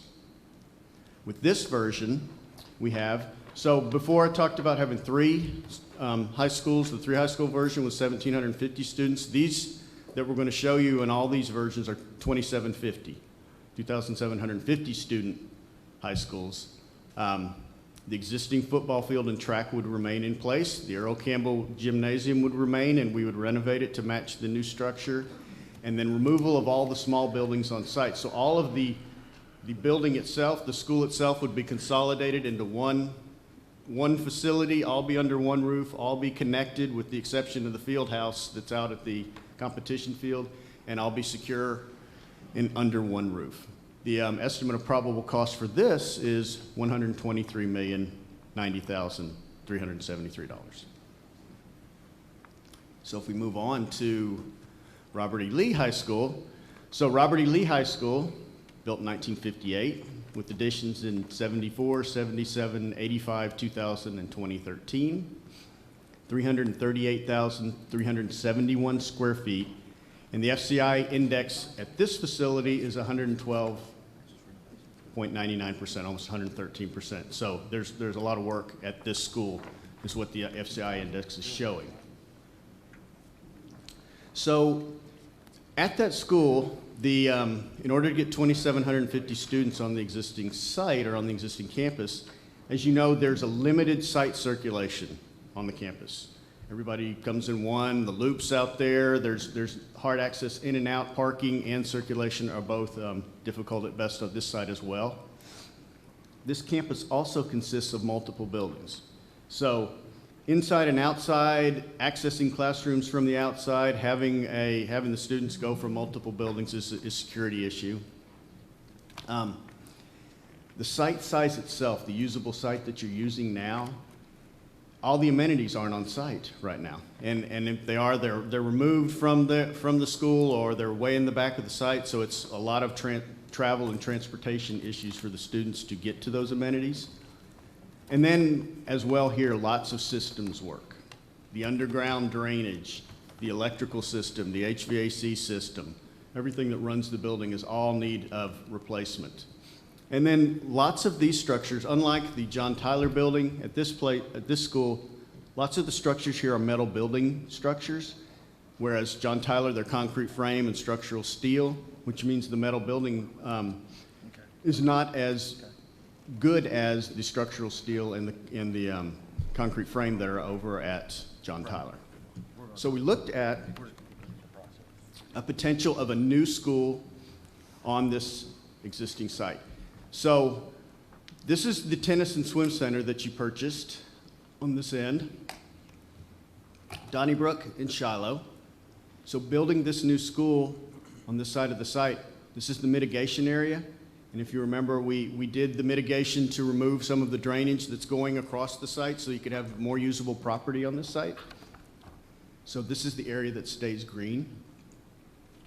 And then we redirected the school to face Donnybrook and Shiloh, have a new entry, get the school off of the loop itself, put the traffic more back into the site, and then have all of the fields where the existing building is now. So the front of the school is on this side with parking and circulation, taking Red Raider and extending Red Raider all the way through over to Shiloh in order to improve that circulation as well, and have roads all the way around this entire site. With this option, you have a 2,750 student new school on their existing site. The existing football field and track remain. And then all of the support activities for the entire high school will remain on the site. So they're all in one location. And the estimate of probable cost on this is $132,235,773. So pause. Pause, okay. So we're outlining the process that we've been through, for the last, since the new superintendent got here in 2014, we'd actually started looking at some of this and gathering some of the information and the data. And something we had not considered yet was an actual use of the existing site and some of the existing facilities, and what that could possibly do as well. So I'll just, we looked at the 3 high school option to give you my own commentary about that. People have asked me, can I make that work on our M&O side? And I've said, yeah, but you won't like it. And an example I like to use, since we're in East Texas, is right now, let's just say that we have 15 football coaches at both high schools. That means there's 30 coaches at both high schools. If we were to add a third high school and go down to that 1750 level, then I would just take the 30 that we have and divide it by 3, which would mean we have 10, which I don't think our coaches like to have only 10 coaches on the staff. So there would be some economics that are tied to that. Doesn't mean that you have orchestra at every high school.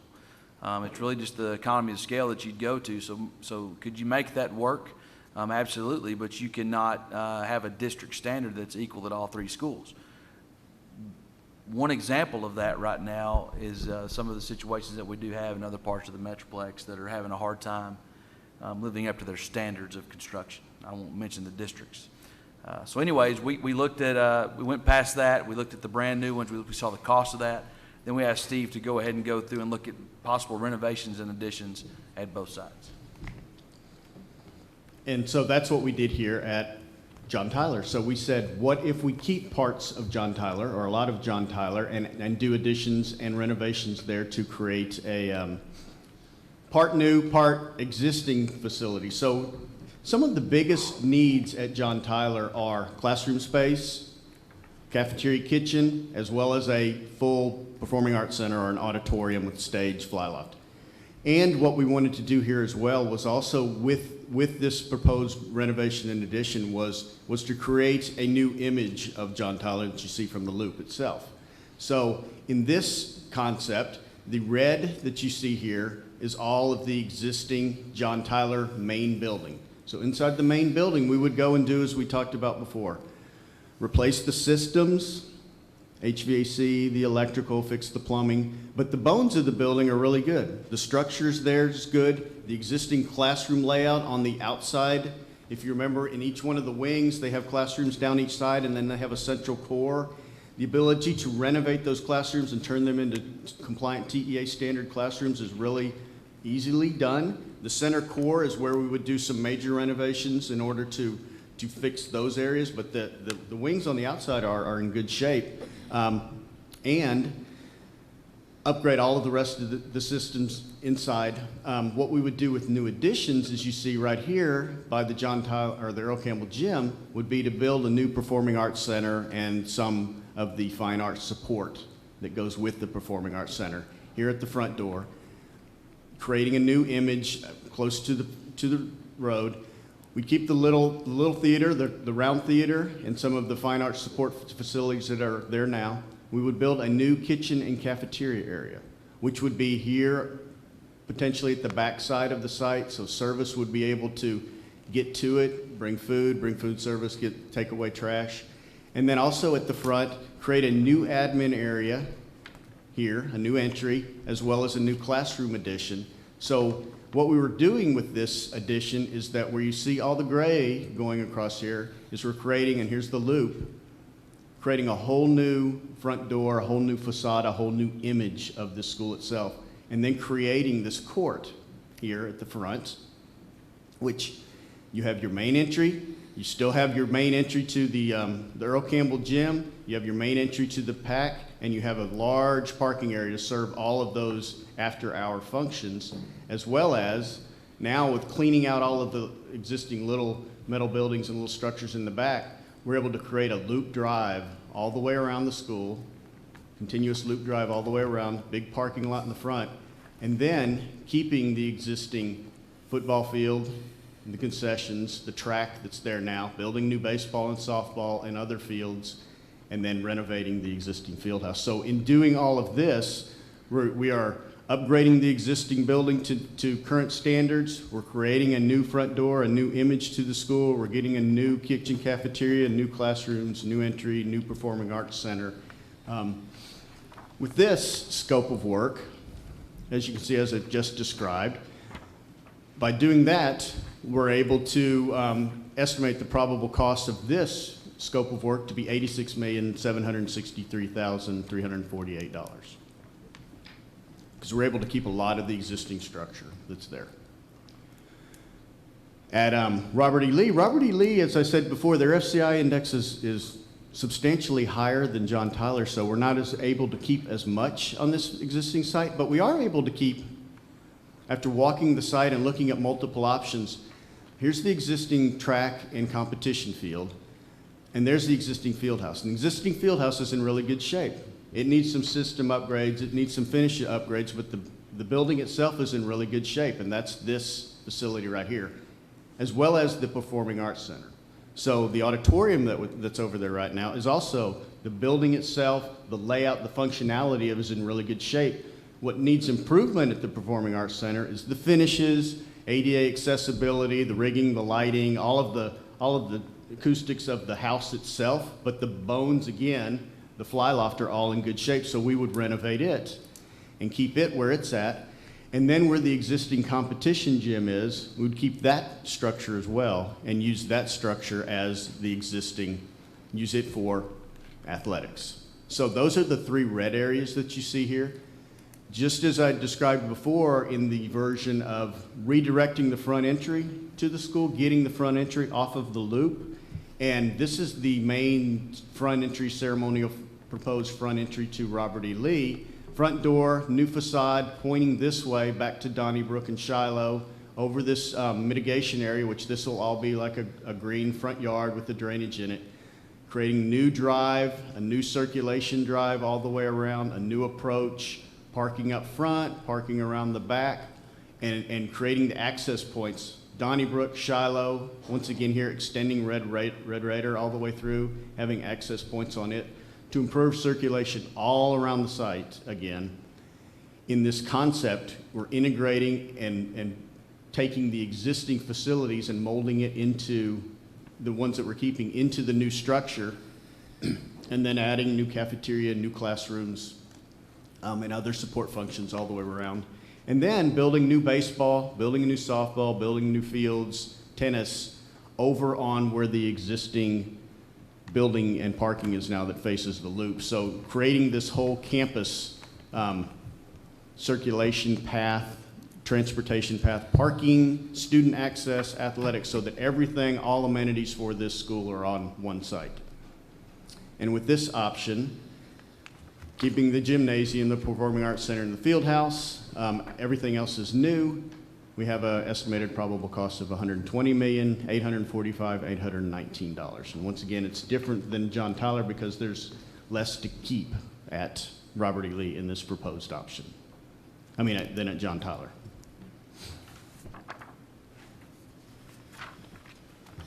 All right. Thank you. Board members, do y'all have any comments? Yes. Okay. Good evening. Hi. Who are the we who came up with all these options? I keep hearing we. Who are the we? The we is Tim and myself in discussions with, we have walked both sites.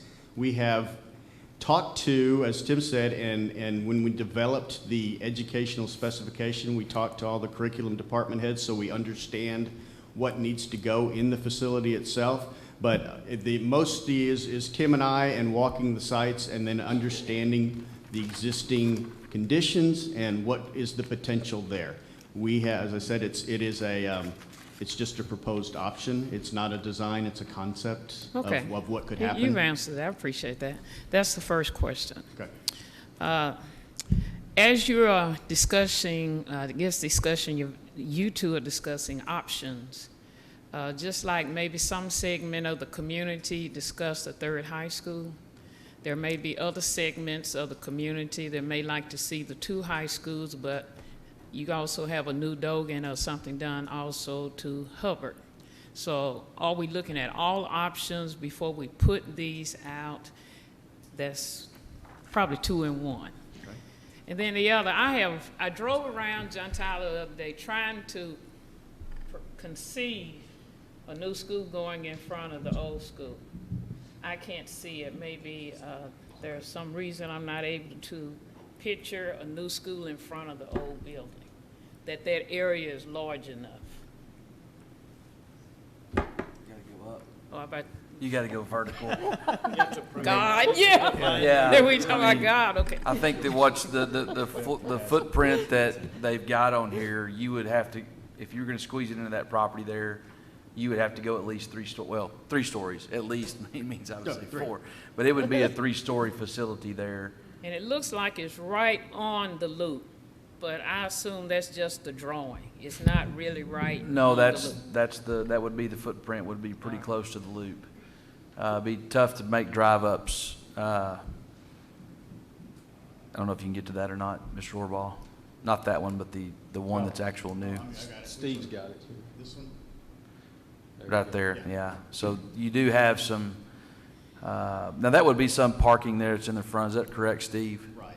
Okay, so for visitors and maybe some staff?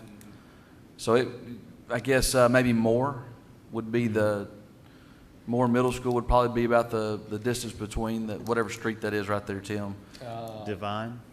Yes, Divine. I think it is. Divine, and then there's parking in front of the school, and then the school right there. So it would be something of a pretty scrunched up site. Now, architects are geniuses, and even though that's a footprint, this is all conceptual. It probably wouldn't be that close, but it is going to be closer to the loop than what it is now. And if I may add, these are 467,000 square foot schools. So we're adding quite a bit of, 100,000 square foot as compared to what we have right now at John Tyler. So we have to go up if we go with that new campus. Well, you're always nice for driving us around, so maybe you can drive me around and show me. Now, let's go back to the 3 high schools. More than happy to. We who came up with the 3 high schools. I want us to be careful. I don't want the community to think the board came up with the 3 high school concept. We have been discussing things, but at no time do I remember us point blank saying 3 high schools. Maybe I was absent at that one meeting. No. No, I think We've just looked at everything. I mean, I think that's just something we've done to whether it be through demographics and growth or whatever, just looking at a smaller high school. But we really got to the point to where we know we can't afford it unless it's going to be something that's of the number that you saw presented here, and and maybe not be able to afford it on the M&O side to the standards that we have now. So we're just not at the right size to have 3 high schools. We just looked into it. It was just as we went through all of this process, I think it was something that we threw out there. So have we totally just eliminated those 2 middle schools that we had left? Not eliminated, but we certainly looked at what it would cost to do some things to the existing middle schools that we do have, and we've put that in front of the board on the potential of those, but the cost of those middle schools are going to be somewhere upwards of a new middle school being 35 to 40 million per middle school as per our latest project. And then being able to squeeze those inside of here with the high schools was going to be very difficult as far as doing all 3 of those. So that's why we're here tonight presenting to y'all on what direction you'd like us to go. One other thing, Reverend Mason, we have talked about is what is our long-range plan for middle schools in TISD? That's true. And I think we're at a crossroads now. You know from being on the board for as long as you have and part of the district, we've operated the same middle school model more or less since well before I was in middle school. You have the same kind of, here's your school, we're going to provide the same thing here as we do to here, and everybody's going to be the same. And there's some variations with a magnet school or some years at IB, at Hogg, but at this point, I think what we have to do in 2017 as a board is really decide what's the next decade or more going to look like for our middle schools in TISD. So I don't know. That's really being assured then that you know what the academic programs are going to be. If there is any configuration or reconfiguration of our middle schools, we need to be more in depth and know, I would say up front, what the school will look like. And that's the middle school, and even the 3 high schools I just have an issue with right now. But if we know what the programs are in those schools, then I think I would have a better understanding. But to just blanket say we're going to have them, if you add another high school, you're talking about several changes at the present high schools. And I think we all need to understand what those changes might be. We're not going to bring a recommendation of 3 high schools to the board. We just went through the process to see what was out there. All right. And so we just took you through the process tonight, basically saying we're not going to do it. You saw the number on that, and I've pretty much said that you wouldn't like it. So I'm telling the board that you wouldn't like it. I'm not going to bring a recommendation unless you guys want to talk about that, about 3 high schools. I noticed on this Robert E. Lee plan, I mean, we were just here talking about this last month, right? Where we did talk about Dogan, and we talked about a couple other things. But I do notice there's last month, Tim, we asked about the 6 acres road frontage at Lee. That was kind of absorbed in the model, the concept we saw last time. And also I think last time the field house at Lee was probably still in play, maybe? Is that correct? It is, so, and it still is. Okay. But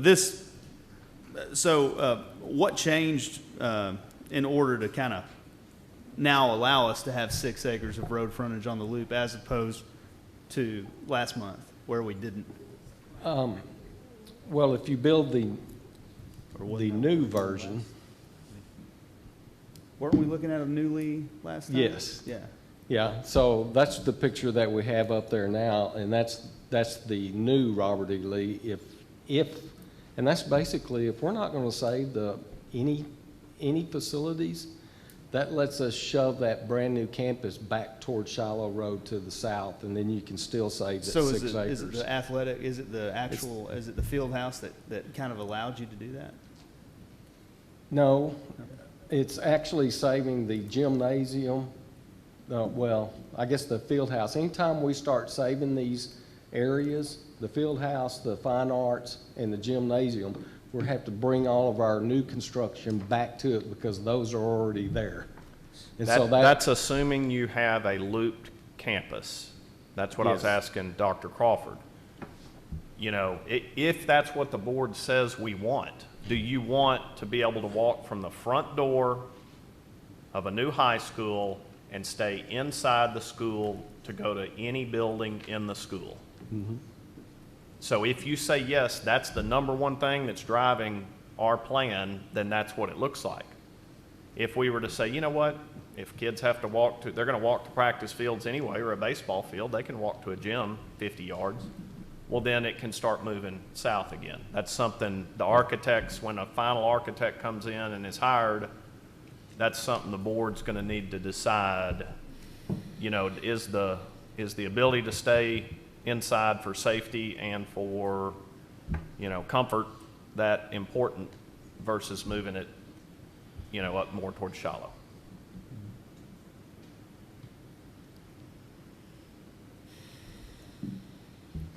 Okay. Mr. Loper, under the addition and renovation plans, can you talk through what life on the campuses would be like during construction? There will be some sacrifices. Fortunately, we have a lot of experience at this. We've remodeled Rice, we've remodeled Dixie, we've remodeled Birdwell, we've kept them all open. We've built campuses on the same campuses, brand new, with demarcation lines. There will be some sacrifices that have to be made, mainly with our athletics areas. Because as you see with that remodel plan that's up there, that's John Tyler, but at Robert E. Lee, we'll be building on the baseball field, we're building on the parking lots, tennis courts. So there's some sports, girls softball, things like that will have to be relocated for a while. Because we can't, as you can see, we can't put the fields in till we tear the buildings down. So you're looking at least a couple of years, maybe a little bit, maybe 3 seasons to get these relocated. The good thing is we have Mike Carter Field, and we have other facilities nearby that we can take kids to. It will be tough. I mean, till we get into the actually dynamics and the design of the construction drawings. We'll certainly have to build stuff new to go ahead and load that first, especially at John Tyler. We'll have to build new classroom wings and then start phasing in our construction a wing at a time as we can unload staff and kids into new areas. So it will be tough, but you know what? We've done it and we've been successful. The kids have been successful and the staff has been successful already. So as we get moving forward into this, if we do, we'll have to put some phasing plans together, and we can certainly share that with you guys. Flip over to John Tyler. So there it is. If you were to go to a renovation or addition, you certainly would be able to probably imagine that you've still got portables that we're utilizing now. That's one thing that's going to go away, but you still have those on your northwest side of the building. You've also got the core area that's there, and I imagine whatever architect's chosen and how we phase this in, you'll do the new construction first and move folks into that, and then you'd phase them back in as other parts of the building was executed. So there would be some ongoing renovations, as Mr. Loper described, just as we did at Dixie and at Owens, Birdwell,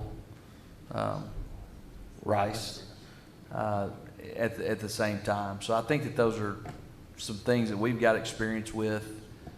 And I know, at least on the Lee side of things, Dr. C at Lee was in the middle of a renovation additions at Kaufman High School when he was hired to come here. So I think there's going to be some experience that's already on site that can help us with this.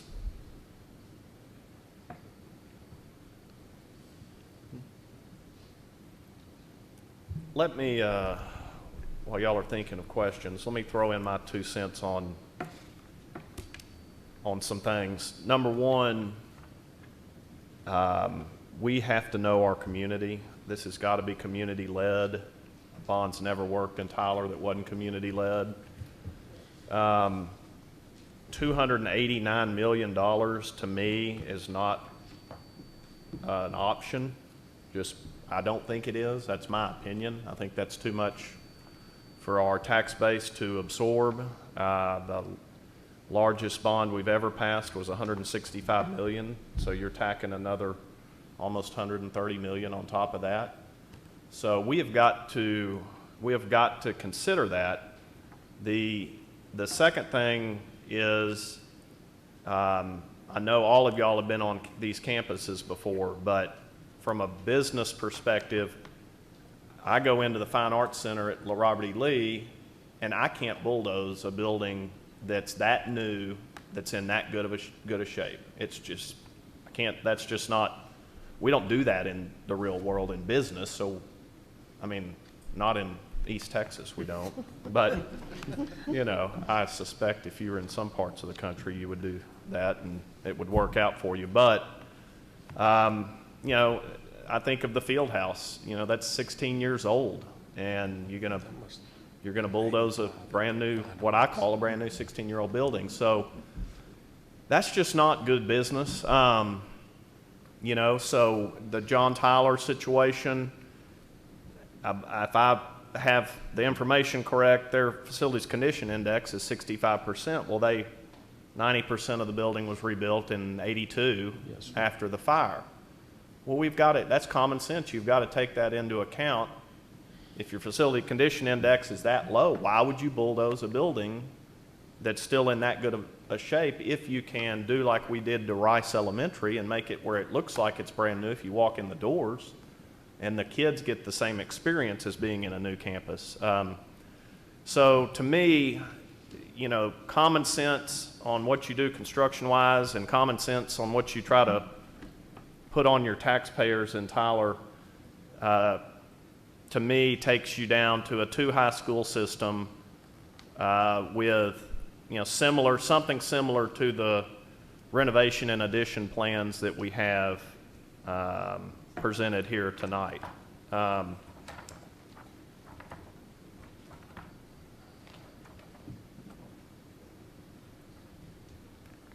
how that ends up looking, depending on the architect that gets hired, you know, these are schematic, you know, conceptual. So that could change somewhat, but I think if you start off by saving, you know, if you can save $10 million, why not? Why would you not do that? Or, you know, 20 or 30, depending on which school you're at. But we do need to, if this is going to be an option, we do need to start narrowing down so that we understand why you showed the 3 high school model. We talked about the 1 high school model. That was all there was. You know, so next time we get together, hopefully, board members, we can have some direction, you know, for them so that we can move on to the next steps. I have a couple of questions. I was challenged by a community member about the extent of the 1982 John Tyler remodeling. I know that was a while ago. I was still a high school student when that happened. So it is history. But could you comment on how extensive, or if we need to talk about that at a future meeting, I don't want to surprise you with something, but 90%. 90%, okay. 90% of the building. So if someone said that it was a light remodel or not a full remodel, you would disagree with that characterization? I would. Okay. And I think they had to move all the students over to Lee. So. And went on half days too. Yeah. And that, you know, smoke damage to all the ceiling tiles, I mean, you can't leave some of them there and take some of them out. I mean, I don't know the extent of everything, but that's the number that we've been given. I mean, Mr. Loper, you said it correctly. The district has great experience with making existing buildings look like they're new. Both my elementary kids go to remodeled schools, and you can't tell the difference between those and the new schools that they go to. Not only is it good business, we've got a great track record of producing beautiful buildings using the good bones of the current buildings. So I'm confident that if we go this direction, the community won't be able to tell that these are renovated buildings. They'll look almost brand new to them. A third question would be, for people who would be uncomfortable with going all the way through to a bond vote with just conceptual drawings that would be subject to change. Obviously, the alternative to that is to go through the drawings and produce those. Can you comment on rough magnitude of cost and the amount of time that would take to go through that process? And you're referring to more schematic renderings that simulate pretty much what the building will look like. Right. So with this approach, we're somewhat asking the public to consider some concepts. It would be like buying a concept house instead of buying a house that you can walk through and touch and you know where all the rooms are. This is a large high school with a conceptual footprint that we're asking people to evaluate and make decisions on. So I can comment on that. As just to get a jump ahead, we have put out a RFQ, request for qualifications for architects for these facilities. And my plan, or our plan, is that once we have a selection of these architects, to get them immediately started on renderings, depending on whichever school they get, and they'll have, hopefully what our plan is that we would have those prior to you calling a bond, if you guys so desire to call a bond. So those wouldn't be full construction documents. This would just be another level of conceptual drawings consistent largely with these footprints. Is that? Well, these footprints are all conceptual. This is basically just square foot models or footprints so we can see if it fits on site. And once the architects are on board, then they will start right into design drawings, which will build your models to well, they call it their BIM models. They'll do it all in 3-dimensional so they can bring it up. Hopefully they can get us the renderings in a short period of time, because that's certainly what we're going to ask them to do. Now, they won't be full scale construction documents, because it'll take about a year to design the whole campus. But as we go along, that's going to be their first chore. They don't know this yet, but he does. He submitted an RFQ. He knows in that. But I think we can get something done. Okay, so if we do move forward, we're looking at having some conceptual drawings that are a little more concrete than these. Still not full-blown schematics, certainly not construction documents. Correct. And, and it may be that, well, we haven't picked the brick out yet. I'm not going to kind of go into that to where, someone say, well, that doesn't really look like that because we chose a different brick color or stuff. But I'm hoping that we can get the skeletons up, basically, and look at, and so the public will see, this is pretty much what we think Robert E. Lee's front door is going to look like. This is what John Tyler looks like. This is what the Fine Arts Center may look like at John Tyler. And these architects are capable of doing that. Okay. Last question. Could you comment on how long, so assuming this moved forward and the bond in May was successful, you walk through how long until these campuses would be ready for students? Huh? Yeah. We're looking at 2.5 years. Now, it won't take that long to do all of it. I mean, to do sections of it. When you're phasing it in, there'll be different dates that we can actually open new areas and wings that we build. But overall, we're looking at 2.5 years to maybe even 3 years before it's completely done. So you're looking at 2021?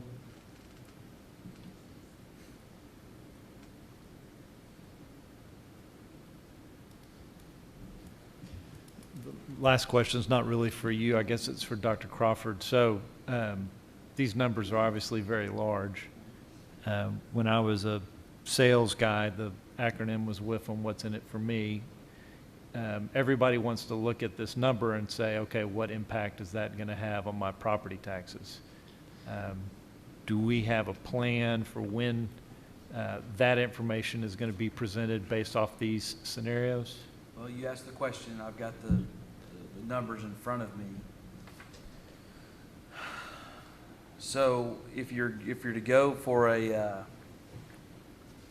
the impact on a $155,000 home for a $200 million bond, monthly is $3.26 a month. Annually, it's $39.11.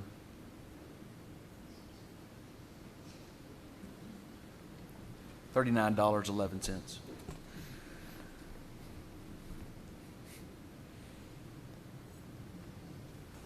I can't feed my family at a restaurant for that amount, but I have a large family. But well, I have the tax rate. Full transparency. Within our current tax rate, you could call a $160 million bond right now without increasing the tax rate. Without? Without. With increasing the rate.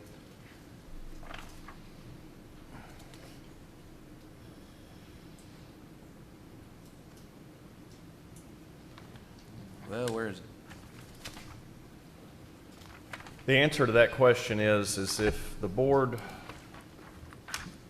the direction we choose to go is to, whatever it is, we will have all this information put together by to disseminate to the public probably mid-January, would you say? Yes. Mid-January. So we'll have exact figures. Here's what the tax rate increase would be. Here's how it would affect the average home in Smith County,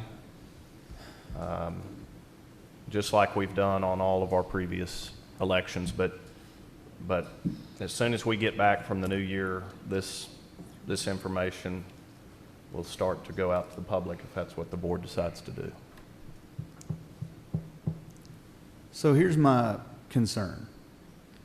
When we speak of middle schools and having a plan for our middle schools, and Marty, you may be able to give me some direction here.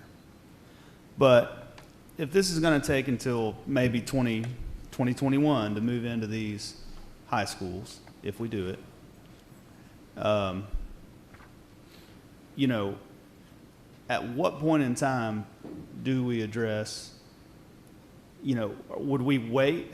I know it's up to the board and I'm one of the members, but would we wait until we have built these new high schools to even look at addressing some facility situations at those middle schools? Because now you're talking about at the same time frame to maybe build something somewhere else. You know, you're calling another bond, waiting a couple years. So my concern is, you know, here we are in 2016, and in 2021, we still haven't addressed, you know, some middle school issues. And I mean, it's just concerning to me given last month we were talking about them, now we're not. And I'm wondering what the difference in 200, if it costs $30 million to build a new middle school, what the difference on the tax rate is between 200 and 230. And are we going to have to go down this road again, you know, and wait 3 years or 4 years and then wait another 2 years? I mean, don't you think we need to be prepared, or maybe at least preparing a plan to convey to the community that might be concerned about those things? The plan for 2017 is to get a middle school plan. We don't have one right now. We've got to get together as a board to get a middle school plan, and it's got to happen in 2017. That's where we are. There's a lot of moving parts with what's with different schools, and I don't want to start throwing things out here in an open meeting about this school this, that school that school that. It's just got to be something we tackle in 2017 as a middle school plan. And right now, I don't feel like we're in a position to go and ask the public to spend a bunch of money on a building or buildings when we don't even know exactly what's going to happen with our middle school plan. That's where I get nervous, you know, is making a decision that costs $35 to $40 million and then saying, you know what, maybe we should have really looked at what we're doing at that middle school and in middle schools in general. And I think it's too much to squeeze in to get that done effectively before February when a bond has to be called. And, you know, I've been guilty of this for, you know, my entire time on the board, maybe not asking questions in public session due to the fact that, you know, public perception and, you know, all that. But we got to get good at talking about these things because we have no other time to talk about them. I mean, no other time. We can't legally. This is why we're here. So we got to, at some point, it'll probably get a little awkward, but we got to start talking about, okay, well, you know, I was kind of under the impression that we did have a plan, you know, for middle school a few months ago anyway. And now kind of we start rolling down this road. But all I want to say is in 2017, let's talk about that and maybe, you know, give me, give the public, give other board members some reasons as to why if we knew one facility might have been bad, you know, all of a sudden, how come now we don't have a plan? We got to start talking about that here. Well, I could talk about it. Let's do it. So 3 cents okay? So you asked what on this 200 million. So knowing what that's going to be, you've got to look at the elevation of the tax rate, and you've got to look at what the call is on the actual amount. And so I think when you start putting projects on top of projects on top of projects, and that number becomes uncomfortable and probably not feasible or attainable with the community. So I think that's where administration we get advice from different portions, as y'all's asked of the community, as y'all have asked me to do, about who's going to write the check for that, and that's our taxpayers. Certainly, there's surveys that can go out there to ask them what could possibly be feasible, and so any type of change in direction from administration on what we've looked at also goes into, man, there is a cost to this, and so we have to be very cognizant of that as we bring things to the board. If I might follow up with what Wade is saying, Dr. Crawford, if the administration has some suggestions as far as middle school configuration or what the programmatic thrust, what you're recommending perhaps we need to do, I think it's time that we know this. When you all have put your minds together and come up with a plan, talk to us about it, how this will impact the present buildings, because I just mentioned, and I'm concerned about the handicap accessibility, and I know about particularly Hall. What are we going to do with Hall? What are we going to do with Dogan, and et cetera? I think it's time we tackle these tough decisions as a board. And let me just say to you, Tim, I know what you can do with older buildings, because like Rev has said, we've seen it. So I know you can make buildings that are not as old look brand new. So I don't have any doubts about your ability to do that. My concern is that we have more specifics, and we, as Mr. Washington said, we sit down and start talking more, have these discussions, so we're ready to go to our community. The last bond was very successful. We had the opportunity to go to the community. Different board members went, the administration went, and we allowed them to have their input. And we listened to what they had to say, and then we had to go back and say, this is what we can afford. They said, this is what we will support, and then we say, this is what we can support. So I think it's just a lot of little parts that must become a whole real soon.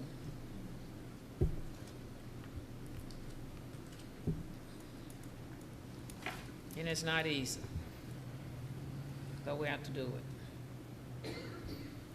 Yep. Wade, I guess one of my reactions to your kind of the way you laid it out, I would think that that's worst case. I mean, so there's nothing that says that we have, I mean, I know that's been our practice here recently, but if we did have a comprehensive plan, I think we have the internal capacity to manage construction projects, although this will be obviously a very significant one, to where we wouldn't necessarily have to wait till all the buildings on this bond are completed before we implemented something if we needed to do a middle school project. So I think you raise a valid concern about, we recognize we have real problems and we have some long-standing unanswered questions that need answers. We don't have to wait until 2 large high schools are built to begin to address those. And I think a comprehensive plan developed in 2017 would allow us the opportunity to move on that plan sometime soon after that, if that's what needs to be done. I think the other part is this has the potential to impact every student that goes through TISD. And I think when you start talking about middle schools without a comprehensive plan, then you're not impacting as many as you could. I think if you're talking about one campus here, one campus there, it's certainly short-sighted when you can put together a big middle school plan and impact as many kids, whether it's with programming or facilities, and impact as many kids as you can if you know what you're going to do before you do it. But I think that when you're talking about this amount of money, I think this is a great way to do what we can for every kid that goes to TISD. And Dr. Crawford, it's my understanding that there are plans in the making right now for meetings with community members for input. Is that right? Yes, ma'am. And we've got a pretty robust schedule in January, beginning in January when we get back. So that is something that's on the schedule. We've planned those for the last 2 weeks, I believe. Is this large group meetings or where citizens are meeting with you in your office? No, these are, well, both, I guess, depending upon what we have planned are actually on the campuses. Pretty much the 2013 playbook, to where you also have other groups that are So you large schedule group. locations That's correct. around the city. Will you be presenting those to us soon? Mm-hmm.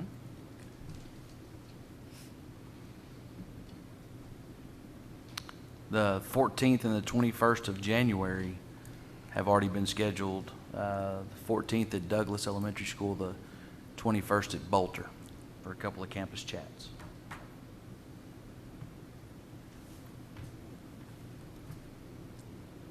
So I would say between now and then, we've obviously got to give them a direction on what they're going to present at these meetings. So take this opportunity to call your superintendent, take him to lunch, ask him, questions, any questions you've got over anything that's going on, and that way it'll be time to make a decision on a direction for us. So that's the best thing I could see happening. And if you've got any questions for me, I'll try to answer them as well. These are usually more difficult processes than you would think they would be, and they always are. So we will try to work through it, try to get community input on what they want to see in Tyler, Texas, and then we will go from there. This is not just something that 7 board members and the superintendent think is best. We've got to gauge the community, and hopefully they will see presentation tonight and take this information in, and then we'll take it back out to the community and visit with people and see where that goes. All right. If there's no further questions there, then we've got a little training report, page 37. Thank you all.